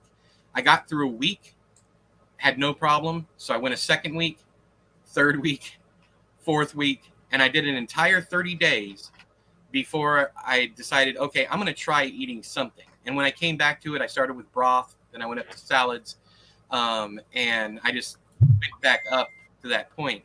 My whole plan was, when I came back, I told myself my stomach will have shrunk, and I will be able to eat as if I've already had a gastric bypass, because eating too much is going to hurt, because I'm not used to it anymore. Well, my body doesn't work like that. To give you a little more background on me, I used to be a professional eater, and I was really good. I could eat upwards of 30 pounds of food in one sitting. And my stomach would just expand. I'm also missing that gene, or that whatever it is that tells you you're hungry. I'm missing that completely. So I can literally eat from morning all through the day and night. And that's how I used to eat. I used to eat like 3 or 4 buckets of chicken by myself. I'm talking fried chicken, like KFC and Church's, because Church's had the $5 Wednesday deal. I'd go down and get 2 or 3 boxes of chicken, and I would eat them by myself. And I would eat candy bars by the bag. Like, I wouldn't buy just one candy bar. I would buy an entire bag of like the mini Snickers, eat the entire bag at one time, and have like 3 or 4 like 32-ounce glasses of milk while I was eating those. The burrito, my short story Burrito is based on that. And I used a lot of the stuff that I did, like the insanely hot sushi challenge. I actually did that. There was numerous contests I won because I just couldn't get full. But then my teeth started going bad from all the drug use and, just no maintenance over the years. It really hurts to brush my teeth. So I lost a considerable number of teeth. And I still have nothing but shards up top, which is why you guys don't see me smile all big and wide for everybody. I couldn't eat like that anymore. I was literally breaking what little teeth I had left, trying to eat as fast as possible.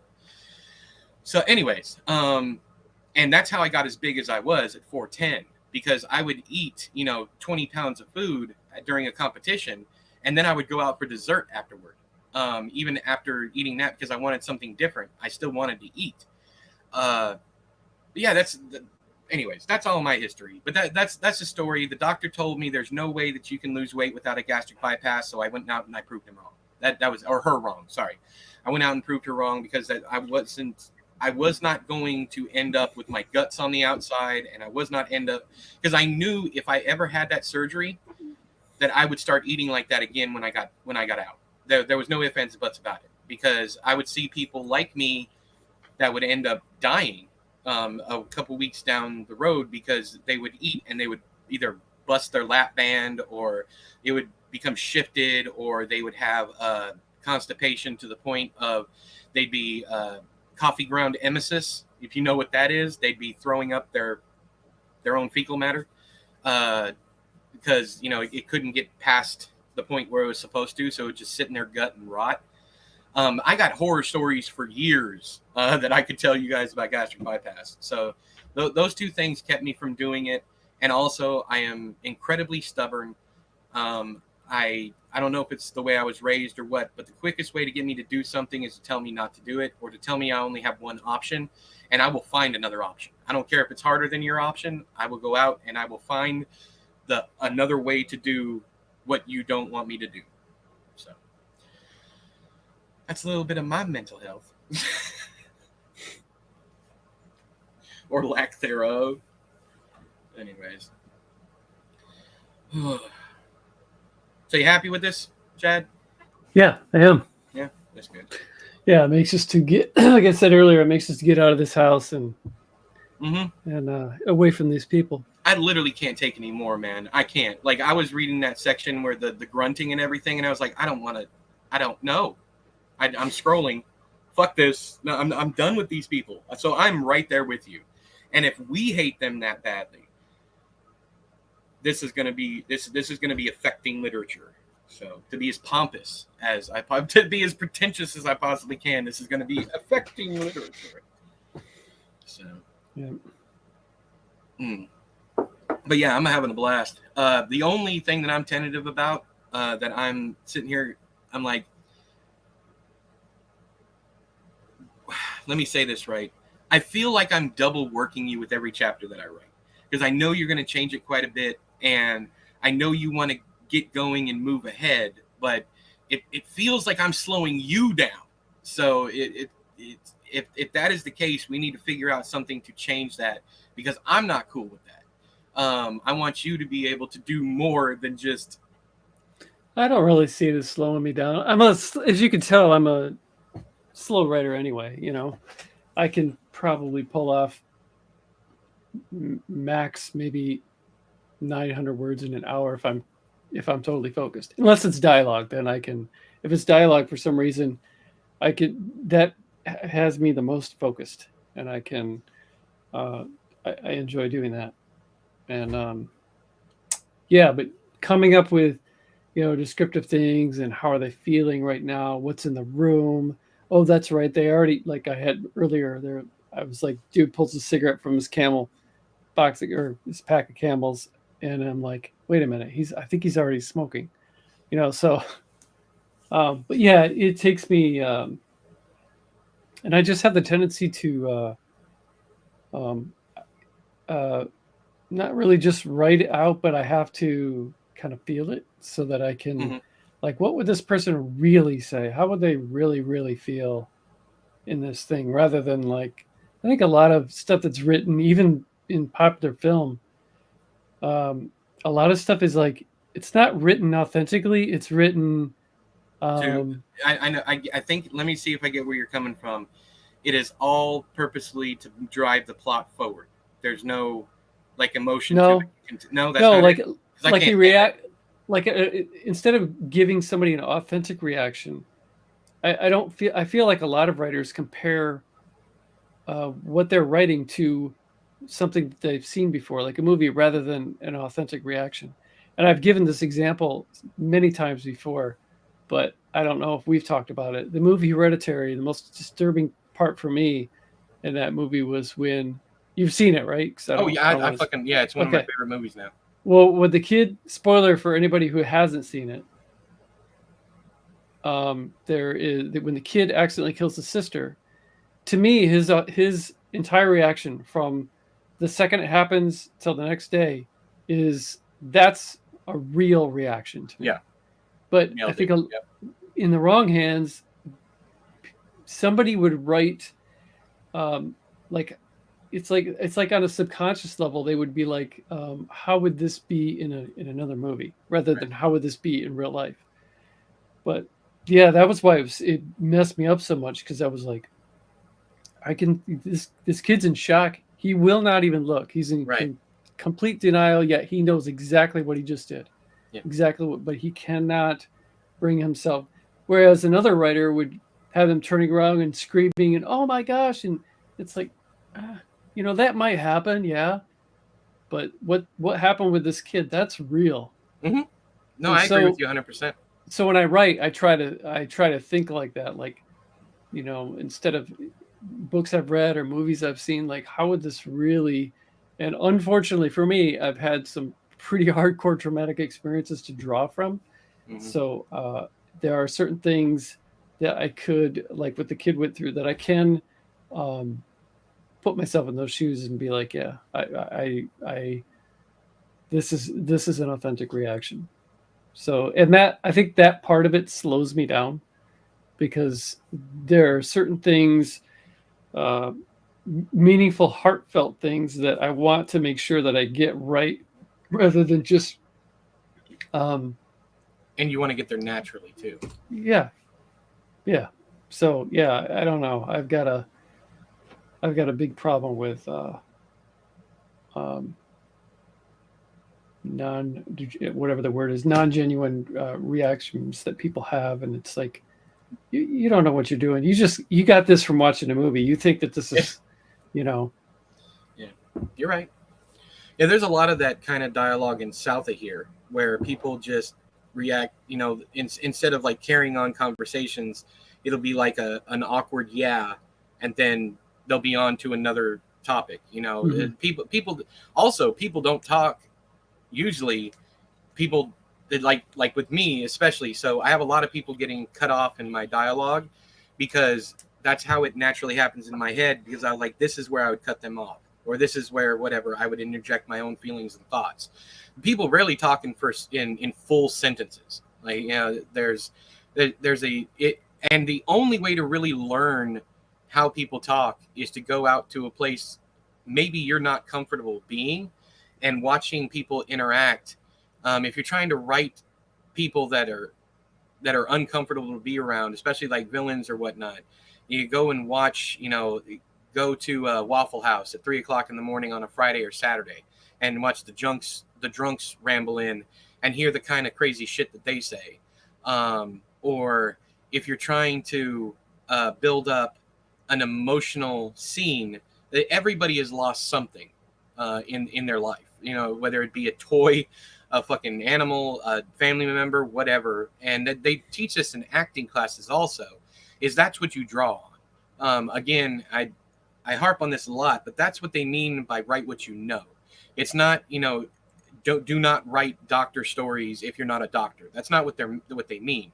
Write what you know literally means to put your own experiences in it, but make it fit into the story naturally, and build off those things, especially for slice of life kind of things. But the best way to learn how to write dialogue is to listen to people, to actually sit there and listen how they go from one conversation to another without a segue, how there's awkward silences, and the awkward silence, you don't have to say that they sat in an awkward silence for so long. You could have people fidgeting with their fork, or keep picking up a glass but not drinking from it, wiping the condensation off a glass, pulling a paper towel out from underneath the glass, putting it back down there, rattling, just moving the food around on their plate. That's the kind of stuff that builds a scene, and not you telling the reader that. And it's also how you lengthen your projects. If you're one of those people who's like, I could never write a novel, sit down and learn how to write about shit that doesn't matter and make it interesting. And how you do that is you take the point of the scene. You take what you would write normally. Like, he sat there in awkward silence. How else can I say this to denote, to show that it's now awkward and the silence is heavy and all that stuff? How would you do that? Now, if it's not all that important, then maybe, it's like the next couple minutes were awkward before I said whatever. But if you're building a scene and you're building like tension or uncertainty or whatever, you really want to hyper focus on their affectations, their gestures and things like that.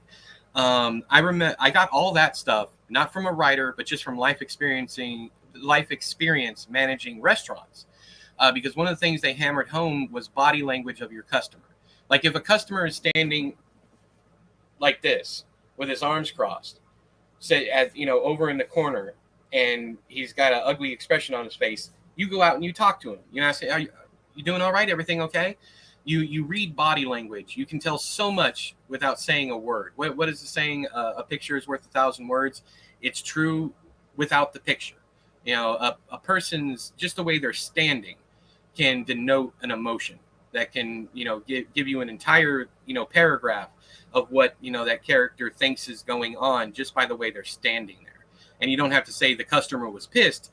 The guy stood over there with his arms crossed, looking like he smelled the worst shit ever, or whatever, and anything like that.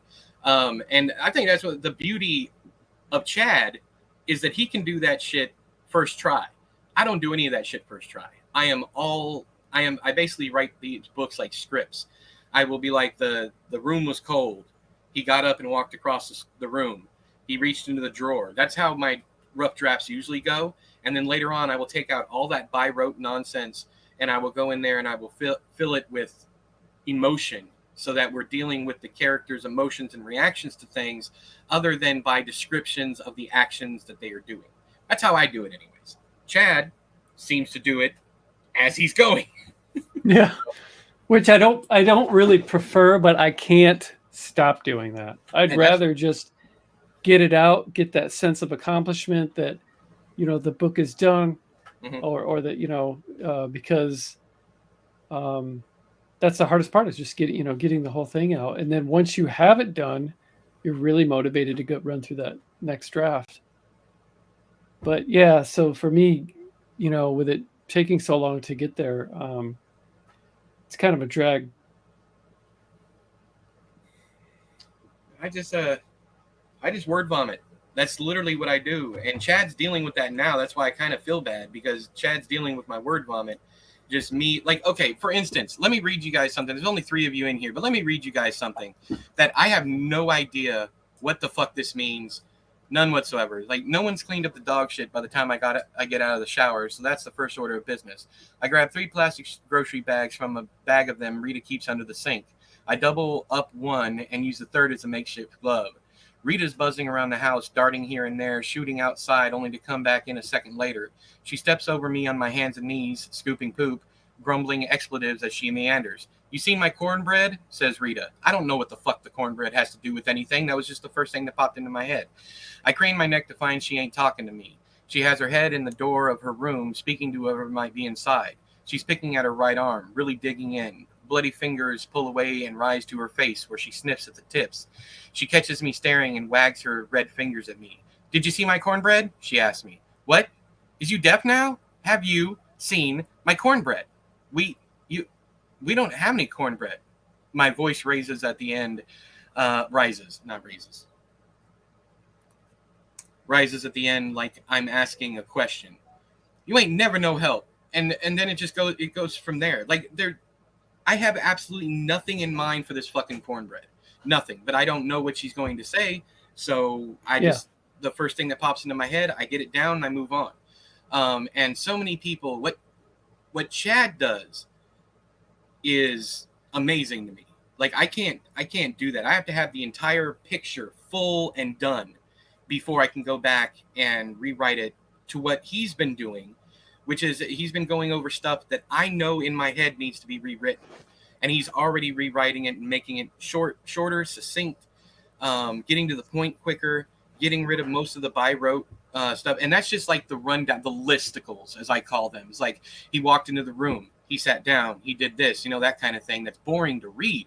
And Chad's been doing, if you guys haven't seen it, is Chad has been going and changing all of that to keep everything in the moment, to get the pertinent details out and move the fuck along. And he's also going back and changing stuff because we're 2 different minds and we're seeing things 2 different ways. So he's going back and blending them together. And I've given him free reign to do so because I know how I write to begin with. I know that I'm probably going to go back. I would have to go back and rewrite the entire chapter. And now I don't have to do that because Chad's got it. But I'm still going to go back and read and write and, put maybe some more spins on certain things and whatnot. But I don't do that until the rough draft is done. So, and that might annoy Chad when we get there to the end, but hopefully you bear with me because that's my process. And it probably isn't, honestly, it's not going to change much because I've been going through and reading everything you've changed. And I've been like, okay, yeah. That's much better. You got to the point quicker. You've done everything. I've had no problem with anything Chad has rewritten or written. So I'm in awe as far as that's concerned. It is going to be interesting because once I get to know with Chad, I'm going to be working with Derek Jones, who's a longtime member of the channel, and he's never written anything. So I'm going to be working with him through a brand new first pass of a book, collaborating together. And that way I can show people who might not have written anything, because me and Chad have experience at this point. We both know what we're doing here. And to work with someone that has no idea, to go from working with Chad to Derek. And the important thing that I'm looking at when I go to work with Derek is not imparting on him my style. So I need to let him be him and let him find his own style. And if I find him mimicking me, I'm be like, okay, we need to slow down. We need to work on this, because you do need to work on your own style also. Don't go in this purposefully trying to mimic me. Find your style, and then we will go back and blend everything together. So write like you want to, that kind of thing. And it might not happen. I don't know. It might not. But it's going to be interesting working with someone who's never done this at all. That's cool that you're doing that. I could never do something like that. I would have no interest. I like to collaborate with either somebody who's on the same playing field or way above me, so that I can learn and they. But I would never want to be in a position. I've been in the position one time where I had to carry somebody, and it wasn't very fun. It was just for a short story, and it was my first collaboration. But that's the point, to make sure that I don't have to carry him. Like I find stuff like that engaging, challenging, motivating, even to work with someone and not be the crutch, to specifically go into it saying, look, you're going to have to pull your own weight over here, and I'm going to show you how. So that's what interests me about the whole thing, is not molding someone like a mentor kind of deal, but to force someone to be good, to force someone to find their own style and learn on their own, at their own pace, their own time, and to make mistakes publicly. You got to be willing to make those mistakes, and to that we're going to be doing this the same way we're doing it. So everyone's going to see his mistakes right off the jump. It's going to be bad grammar, all different kinds. I'm fully prepared for all that. But at the same time, giving a safe space to do that, where if people come in here, picking on grammar or whatever, I'm going to get rid of them. Because at the same time, people need to realize that this is a very individual task. Even though we're writing together, we're not writing the same thing at the same time. So it is, you got to be comfortable being alone for long periods of time. You got to be comfortable writing the worst you have ever written, and knowing that this is all practice until you publish. It's important for writers, if the people who want to be writers who have never written, to understand that this shit does not happen overnight. And I'm not telling you anything you don't know, but just anybody watching, is that you're gonna be bad. But that's the point. You fuck up, you learn from your mistakes, you grow, and you move on. And Keelan Patrick Burke said it the best, and I've been using it ever since he said it. But I've always been like this, even though I didn't think it like he said it. And he said, if you are happy with the last book you wrote while writing the book that you're now writing, you're not growing.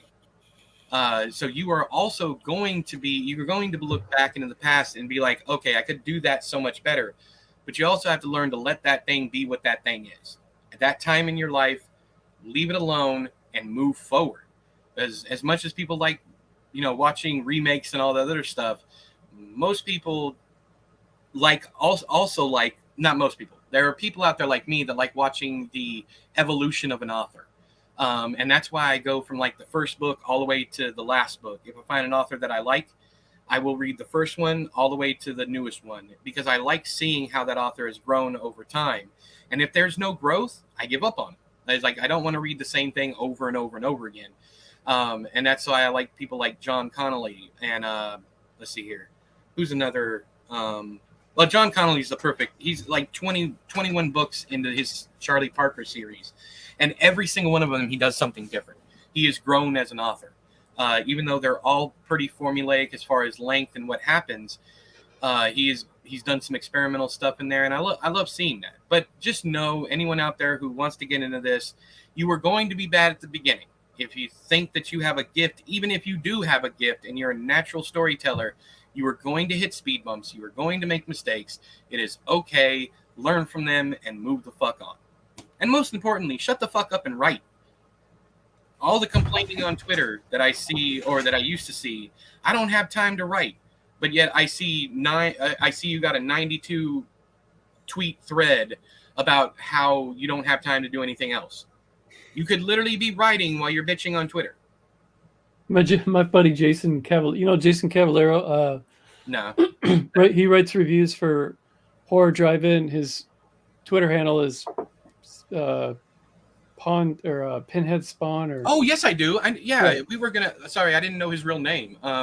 He was gonna do a drum track for a project I was working on. Anyways, but yeah, go ahead. Yeah, we were actually we had started. I had written a song, recorded, and then recorded everything, vocals, all that stuff, and then I recorded a drum track that had that I'm not good with drums on the GarageBand drums.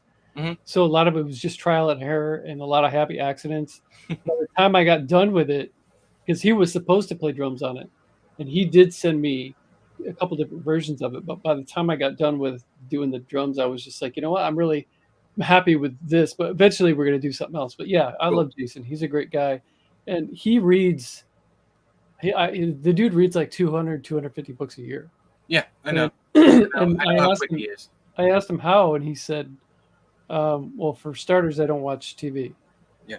And so it made me think, it's like, yeah, our lives are really, it's like, yeah, we're all busy, but there are some things that if you eliminate it, you'd probably be surprised at how much more free time you have, whether it be watching TV, YouTube, just browsing on social media. There's a couple notes to that, couple additions, if you will. We as authors and creative people in general get stuck on the process and technicalities, and I love highlighting a couple different things. First off, J.K. Rowling, as much as she's hated right now for whatever, J.K. Rowling wrote the entire first Harry Potter book on napkins. With a pen, she would go to a coffee shop. She was homeless at the time, had a child. She would go to coffee shops, sit there, and use the napkins out of the napkin dispenser to write Harry Potter and whatever that first one is, the Philosopher's Stone or whatever. She wrote that on napkins. I tell this the same story that I tell people who want to start a YouTube channel.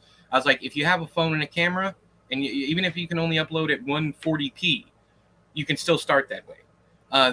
It does not take a writing laptop or a desktop or even a pen and actual ruled paper. John Irving to this day writes 800-page novels on printer paper. Like just Brian Boyer writes novels on his telephone. There you go. So does my buddy Linton Bowers. So that's what I'm getting at. There is no standard way of doing this. There's standard ways to submit. So you would eventually have to put it into Word or print it out in certain format or whatever. That's getting more lax nowadays than it used to be. But for the most part, write wherever, whenever you can. Caroline Kepnes wrote the first U book completely on her lunch breaks. 100% on her lunch breaks, didn't do any work. She didn't have time any other time. She was working so much. So you got Rowling, who did it all on napkins, was rejected 300 and some odd times before she finally found a publisher. That's another inspiring ass story. Same with King and Carey. It got rejected multiple times, and he just kept them on one of those spikes that you put on your desk, and like what is it, like receipt spike or whatever that you see on his wall, actually. Oh yeah, on the wall. He had them all on a spike. But anyways, so you're gonna get rejected. You don't need to wait until you have a viable option to write and read whenever the mood strikes you, unless of course you were like in the middle of work. But if you any time that you have, and we all make sacrifices for the things that we love, if you're not willing to make the sacrifice to give yourself time to write or make time for yourself to write, then it's not that important to you. And I would say maybe take up knitting or another hobby. That's people call me cruel for saying that, but this isn't for everyone. This is a very lonely job. You spend hours and hours by yourself, questioning yourself, and that's where imposter syndrome and the mythological writer's block. Writer's block is a thing you do to yourself. I have never suffered from writer's block. I don't know if Chad has. Some days words come harder. Sure. And you said no, you don't. Yeah, I don't believe in writer's block. Right, exactly. Neither do I. Writer's block is a construction of your own brain. It is you telling yourself that there's a reason why you can't come up with the words today. And when those things happen, that doesn't mean don't write. What that means is you write and then you fix it later. And if you were completely burned out, then yeah, maybe take a break. But if you're just sitting there stuck on one line that you can't get right, that's where your writer's block comes from. Your writer's block comes from a place of insecurity. You're like, I can't do this. I can't. There is no can't in writing, period. I've said this my entire career. There is no can't. You can do whatever the fuck you want. You can write however you want to. And as long as you get that done, eventually, you're a writer. Okay? Well, you're a writer anyways, even if you don't get it done. But there's something to be said about the completion of a project. That's why I say don't share your. Here I am streaming us writing. Don't share your unfinished products with anyone. Don't let anyone read because you want to know if it's any good. What you do is you finish it and then you take it to people and then you work on it. You don't be like, hey, will you read the first 10 pages of my book? I always tell everyone no. There's a couple reasons, but the main reason is you shouldn't kill your momentum because you're in your own head. You are the one fucking this up. Stop it. just finish the work. And some people are like, that's easier said than done. Not everybody's head works like yours does. It's like writer's block is a construction. It is not real. It is something that an author who couldn't get past a roadblock in their work came up with, said, I'm blocked. I can't think of anything else. And you know what they're not doing at that time? They are not writing it out. They're sitting around thinking about this fictional thing, this writer's block. And I do know that the only people that I've ever seen suffer from writer's block are people who probably shouldn't be writing. I know that sounds terrible, but that is the truth, because most of the natural storytellers that I have met have never once had an issue with an idea. Never. There's always something. And even when there isn't something, they have so much life experience to draw off of. And yeah, anyways, but what I'm saying is if you got people out there publishing books at 15, 16 years old with no life experience, you can think of something to write, even if it is just a fictionalized version of your own life, like I did with Day's End, or Chad's done with numerous books of his, where it's just your life fictionalized and made, all that much more extra so that it's entertaining to read. Yep. But yeah, sacrifice. Even sacrifice while you're writing. Kill your darlings. If you have what you think is the best line that's ever been written, delete it at least once. If it's good enough, it'll stay. But these are just little things that I've done myself, and I don't actually suggest you do that. But because I've literally I went back and rewritten an entire book because of the last paragraph of a book. The last paragraph I wrote made everything I wrote before that obsolete, but I literally rewrote the entire book to make that final paragraph work, because it changed the entire book, the themes and everything, into something so much better. So I went back and rewrote that entire book. And sometimes that's what it takes. One good line will send you on a journey of 1,000 miles. And especially focusing on character, if you're looking to lengthen your stuff, focus on your characters more, because usually what happens with stuff when you're stuck on lengthening your stuff, you're only writing the action and the pertinent details. So everybody likes a little slice of life every now and again. If not, literary fiction wouldn't be a thing, because that's all slice of life and themes. And then once you've built up that character, then bring in the drama, then bring in the action, then bring in all that stuff. But anyways. That's I'm gonna step down off my soapbox now. that's more than 2 cents. That was about $1.25. But anyways. Yeah, I'm a big believer in it's sad, but yeah, the first thing that you write is you're gonna hate it one day. And the first book I released is Foster Homes and Flies. I haven't gone back and read it, but according to reviews, it still holds up, and I've read it enough times to still be proud of it. But before that, I had released a collection, and in that collection was a story that I wrote author notes for each story too. And for one story in particular, I said that this was my favorite short story I've ever written, and it probably always will be. Mm. This was in 2014, I think. That's not even in my top 40 best short stories I've written.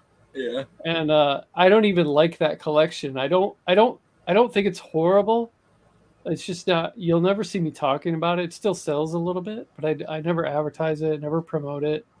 I did do a revised and expanded edition where I went through every single story, and I used Lutzke 2.0 to go through and I like that. make them a little leaner, tighter, and then I added like 2 or 3 short stories that were more about what I am today. So I don't hate it, but yeah, it's kind of funny looking at back. There's so many of those stories I just can't stand, and they just feel like filler to me. Yeah. To build off of that, and just to agree with you, when I got done writing Bay's End, it was the first book under the Lorne name. I had been published numerous times before, traditionally, even small press, some indie stuff that went nowhere. When I got done with Bay's End, I was like, this is the best thing I've ever written. Everybody's going to love it. Got it edited, put it out. Excellent book, by the way. Yes. Thank you. And everybody, it was such a warm reception for the first Lorne story. And then I got to, I think, years, like a year or two went by, and I had written a couple more books since then. And nowadays, I consider that my worst book. And then you have people like Chad, who's like, it's a really good book. Books are going to mean different things to different people. Just because you don't like something does not mean that, just because you look back on something and think that it's bad, does not mean that you're not going to find fans for that people still don't, not accurately, honestly love it, is what I'm getting at. So Chad can tell me, great book, he loves it, whatever. Same with South here, great book, he loves it. But I know just personally that I've grown since then. But I also have to constantly remind myself that he's being honest with me.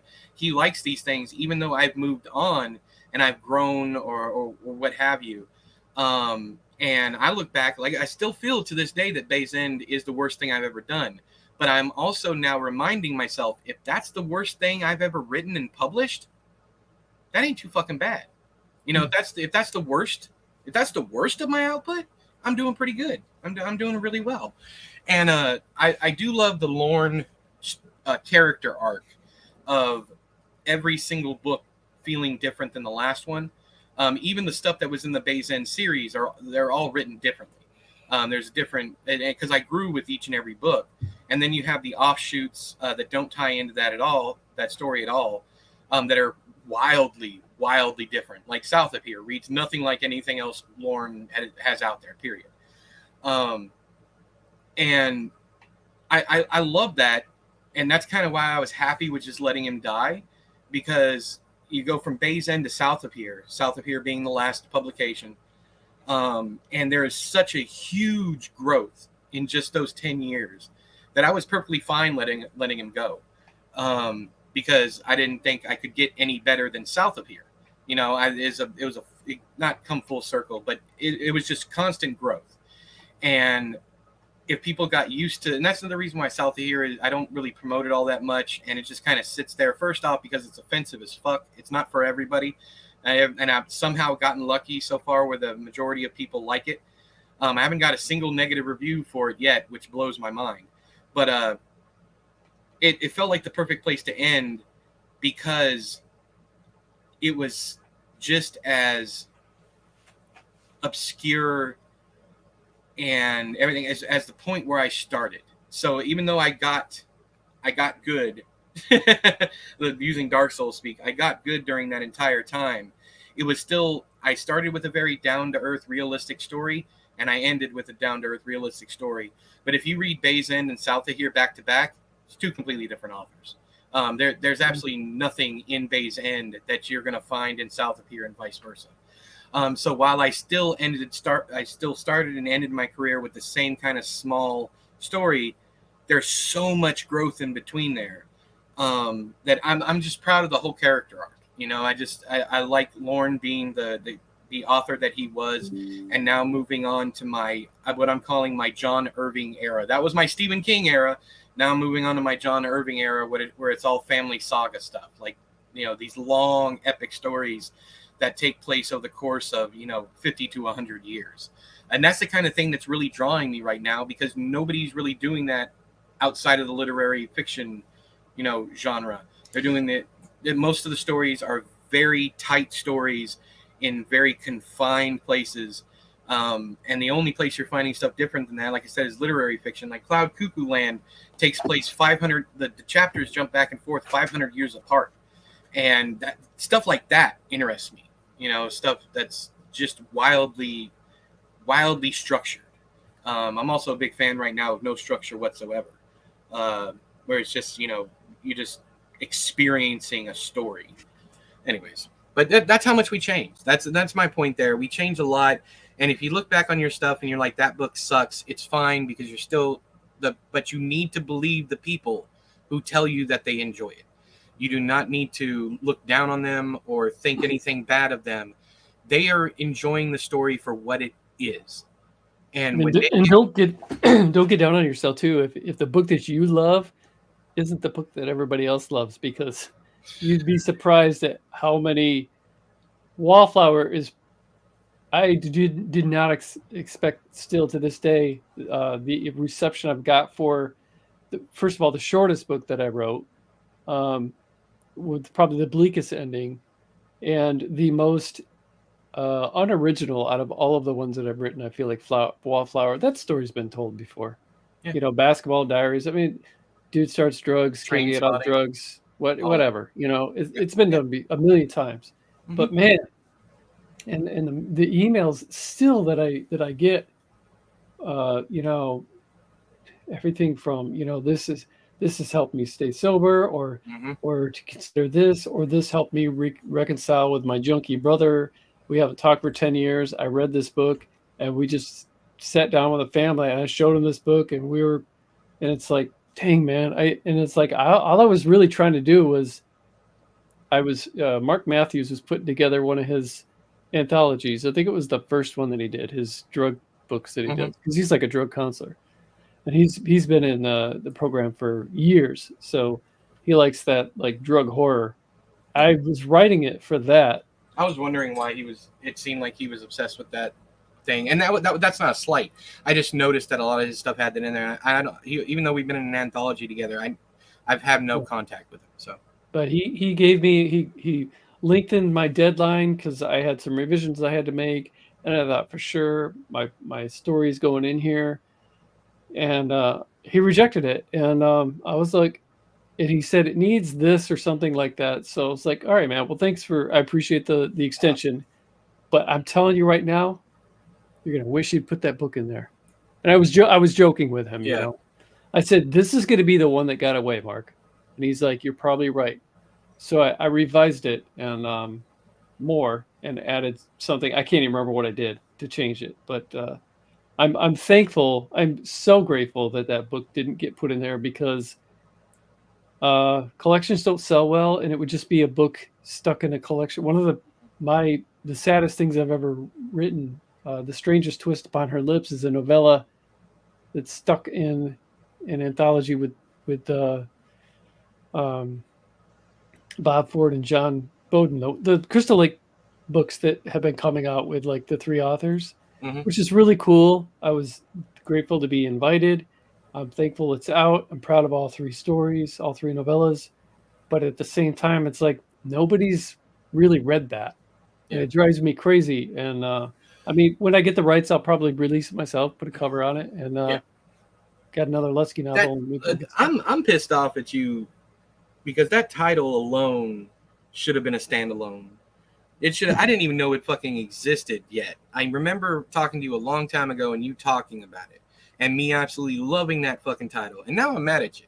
Like I'm legitimately mad at you because it not only is it out there and I haven't read it, but it's also stuck in there. And I got nothing against Ford or Bowden, and it's stuck in there with them not getting the release it deserves. Yeah, I'm mad. Well, it's like I said, every story in there is very good. Bob and my story and Bob's story are closer in relation, and they overlap with each other with some of the characters. Yeah. John's isn't quite like that, so it's kind of like a. So ours is kind of seamless, where his is kind of like the outlier, but it's still beautifully written and very, very eerie. Yeah. Where ours is more like, well, mine's just straight up real life. Yeah. And then mine. You've seen Love, Liza before? Oh, that's one of my favorite movies of all time. That's what. This is my Love, Liza. Nice. This is Guy's fiance kills herself. He can't bring himself to read this letter. Yeah. So he tackles a bucket list that they had created while they were both doing heroin, and it's full of some strange stuff. So he just goes out and tackles this bucket list, and then it gets real sad. Let me say something before we move on, or before we leave, about Wallflower. So for those of you that don't know, I was an addict on heroin from 97 to 2001. And one of the first things I said when I finished reading Wallflower was, "Oh, Lutzke's obviously a heroin addict. You know, either he's a former junkie or he's a current junkie or whatever." And I think that's one of the very first conversations we ever had, was me asking you if, at least that's how my mind remembers it, asking you if, you know, or how long were you on heroin or whatever. Because I just assumed it was so well written that the only thing that is above it in your catalog for me is Skullface Boy. I have a very close relationship with Skullface Boy because it reminds me so much of my childhood, just kind of being off on my own. A lot of the time, not even friends, just going from place to place. Even if it was just in my town, there was a lot in my town because I lived basically in an annex of LA. So I could walk for, 2 miles and be in a completely different area. Like I could go to the hood one way. Actually, I lived in the hood. I could stay in the hood. I could go to, I could go West Hollywood. I could go to fucking Hollywood. I could go to Los Angeles proper. So many different. Northridge was a bit farther away, but I could get there. And I traveled all over the place, and it felt. I'm biased. Have you written better things since then? Maybe, I don't know, but I'm biased with that one. That's my favorite. But Wallflower is a close second, but I would never reread. I've read Skullface Boy like 3 or 4 times by now, but with Wallflower, I'll never read that again because he got it so right that it was triggering for me. It took me, what is it, like 100 pages, 120 pages? Yeah, right? It's short. It's like 18,000 words. Yeah, so it's very short. I read it in a sitting, blew right through it. No, I didn't. Sorry, Skullface Boy was the one I read in a sitting. Wallflower took me like 3 or 4 days to read that much of it because I kept having to put it down because every single scene reminded me of something horrible that had happened to me. And of course, the way it ends, I'm a huge fan of bleak endings. So the way it ends, I'm just like, fuck this book. Fuck this book. Fuck Chad Lutzke. I don't ever want to read this shit again. But I couldn't lie and be like, this isn't powerful fiction. It's just powerful story, period. Because it was so realistic. And I think I asked you, you said you got most of your information from message boards or online stuff? Yeah, there was a message board where people were they were romanticizing it, and they were giving tips like, don't use this brand of tinfoil, it's bad for your lungs, use this brand of tinfoil. And I'm like, are you guys listening to yourself right now? Yeah. And then I watched lots of videos of people nodding off and read lots of descriptions of what it feels like and stuff. But yeah, a lot of message board stuff. I love like the best worst description of what heroin feels like is what Quentin Tarantino told John Travolta. He said, get a fifth of tequila, drink the entire thing, and then go float in a pool. And that's what heroin feels like. That is the best worst description that I have ever heard anyone, but and why I mean the best worst description is because it doesn't feel anything like that, because when you're drunk you kind of realize that this situation might be dangerous, kind of deal. But when you're on heroin, you do not know danger. There is no danger. You can fall asleep in the middle of a fucking road. And now, while I've seen drunk people do about the same thing, I had far more self-awareness drunk off of an entire case, a 24-pack of beer, than I ever had with just a little amount of heroin. It completely numbs you. There is nothing to be felt. That you go to a completely different place. There is no reality. Reality doesn't feel real, and wherever you are is a good place to sleep. And I never had that happen with me when I drunk. I blacked out places. But the thing about heroin is you'll nod off and you'll still be aware of everything that's going on, but it's kind of like a surreal, dreamlike thing that's going on. Like you'll hear voices, and those voices will stick to you. Of course, there's always the waking up, instantaneous withdrawals when you wake up. For some odd reason, no matter how long you sleep, it can be 5 minutes since your last hit. Falling asleep it sucks, because the more you do, the more you nod off, and the less you enjoy it. That's why they call it chasing the dragon. You never get that initial high again. And you want that high. So you take more and you take more and you take more. And the more you take, the more you're literally on the precipice of death. You know, your breathing slows down, your mind even your vision tunnels, because your body literally cannot process what is happening, and it's shutting everything down. So every time you see someone nodding off, there's a very good chance they're dying. And usually what you end up dying from, though, is like choking on your own vomit, because you get that swirly sensation. And if you try not to black out right away, because you know if you do, you're going to end up getting sick. There's just so much unspoken stuff with heroin addiction. But you got all the pertinent details right, and it was still to this day. I remember, I could like see the wallpaper on the wall. I could see the needle. Everything was so well done. And that same defeatist nature that you finally are just like, fuck it, this is my life now, because regular life does not feel anywhere near as good as this. So yeah, 100% that book fucks me up. I will never read it again. It's not something that I enjoyed reading, but it is powerful as hell. And it is the closest thing I have ever read from someone who has not done the drug. And so that's very impressive. Whether you lucked up upon it, or you did your due diligence, whatever it might have been, because there's people who research this shit for years and still get shit wrong.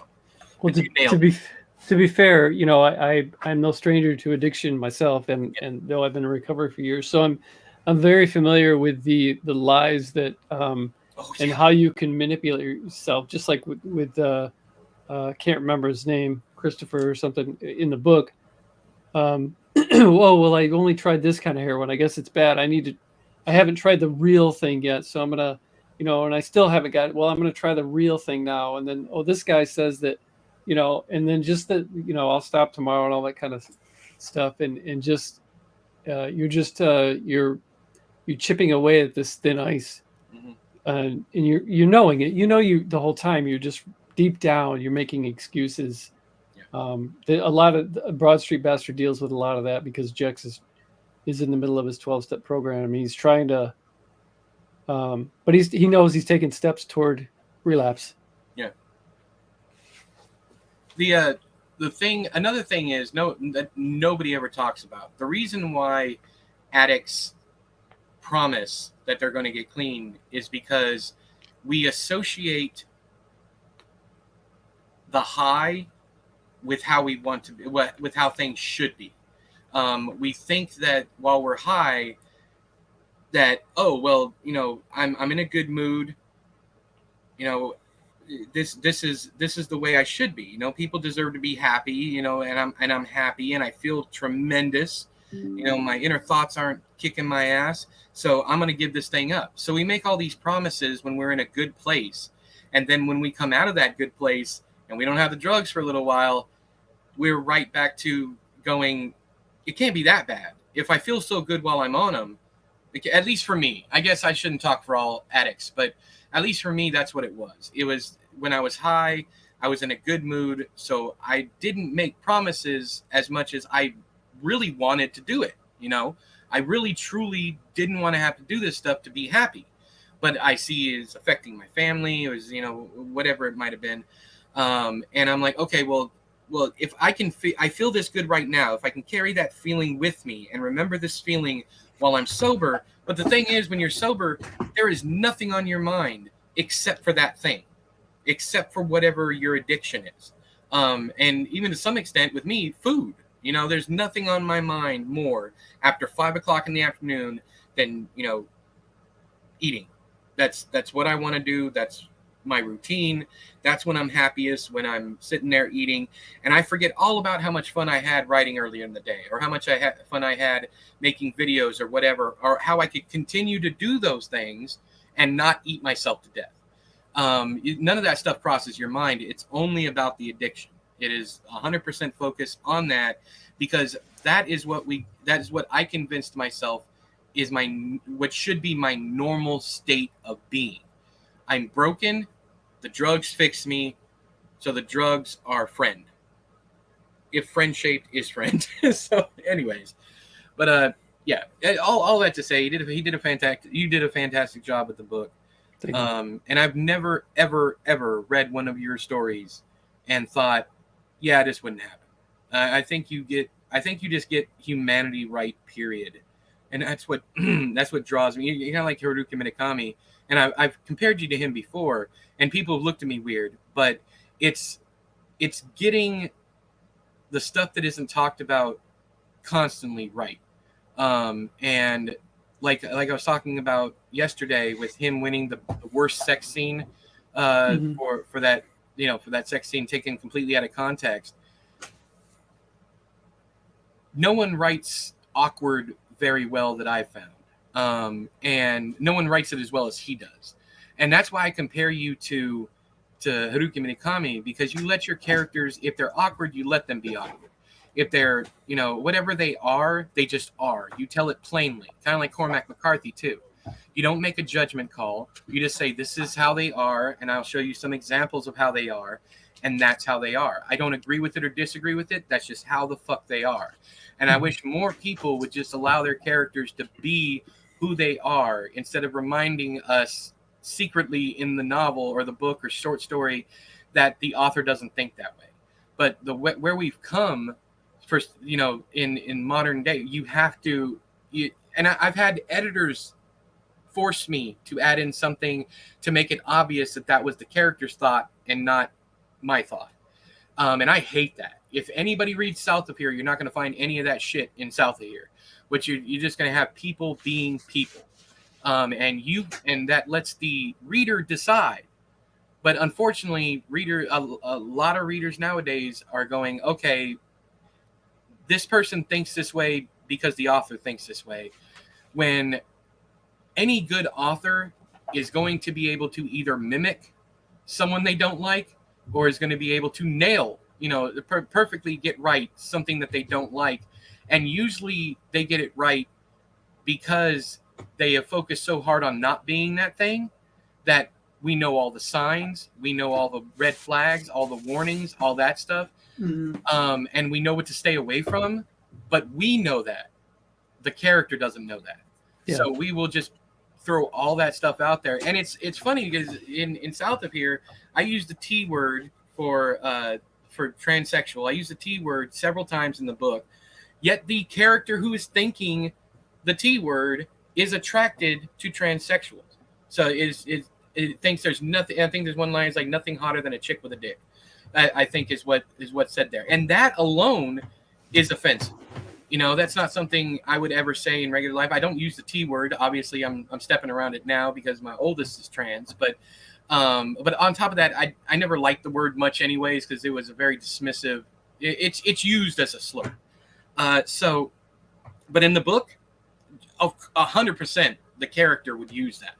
100% the character would call a Hispanic person by the SP slur.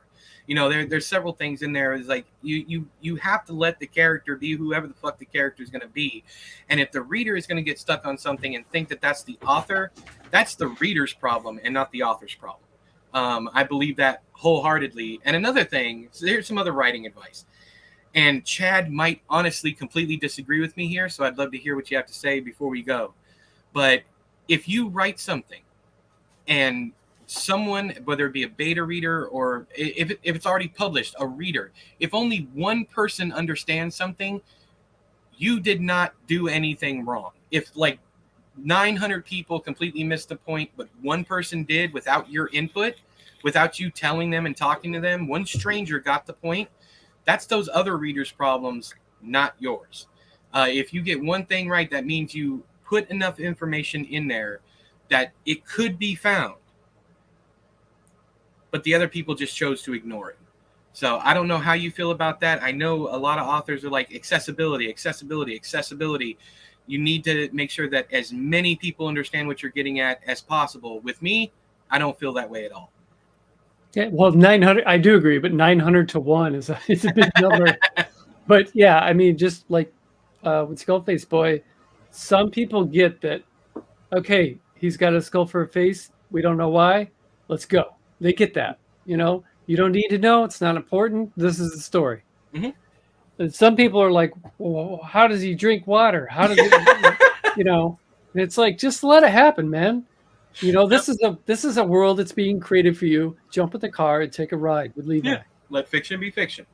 Who gives a fuck? How exactly? I never once in that story did I even focus. I saw Levi plain in my head with the skull face. I didn't think about drinking. I didn't think about any of that shit. I was just there and down for the ride.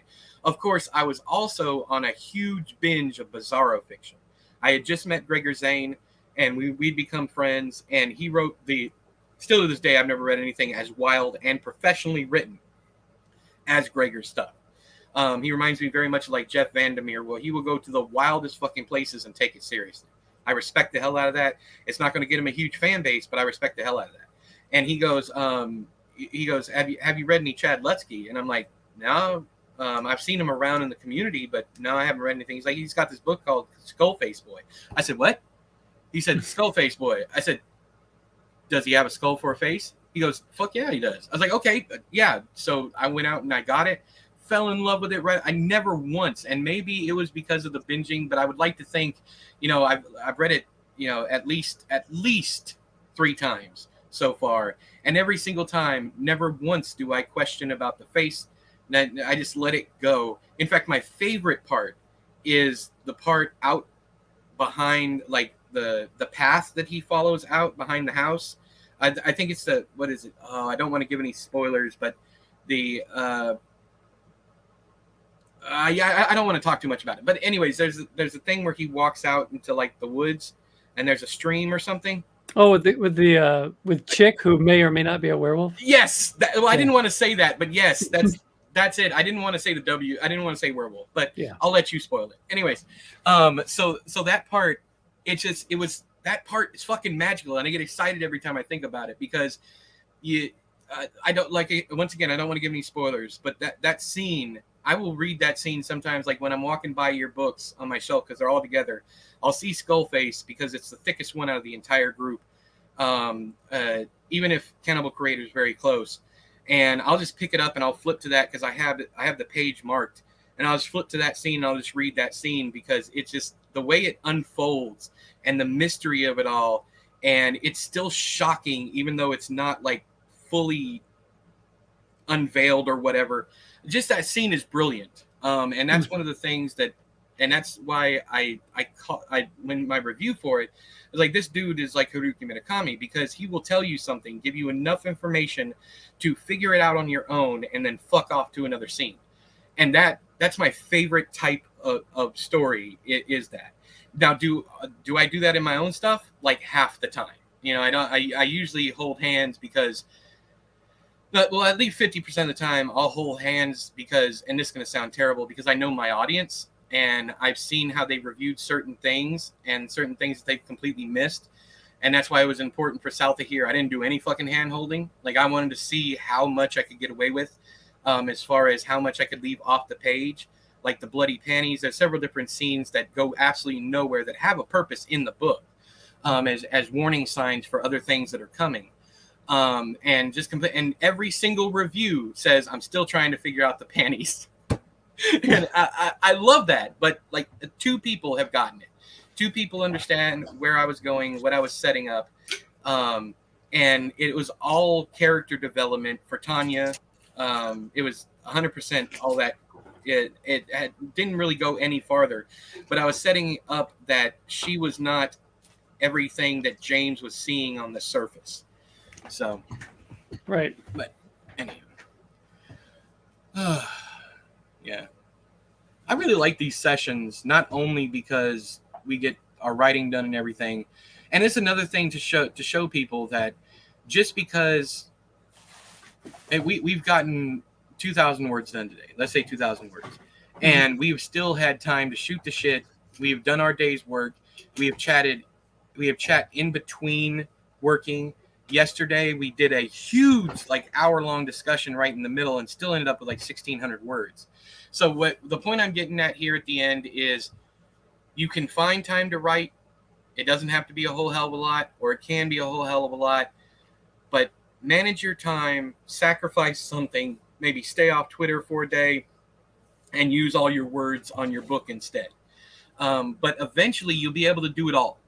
You'll be able to write, stop, do something else, come back, write some more, stop, do something else, come back, write some more. And it's that continuous process until you're done. That's it. And that's why a lot of writers quit, is because it is the same process over and over and over. But what keeps us coming back is the new characters, the new stories, the new experiences, the new adventures. All of that stuff is what keeps you coming back.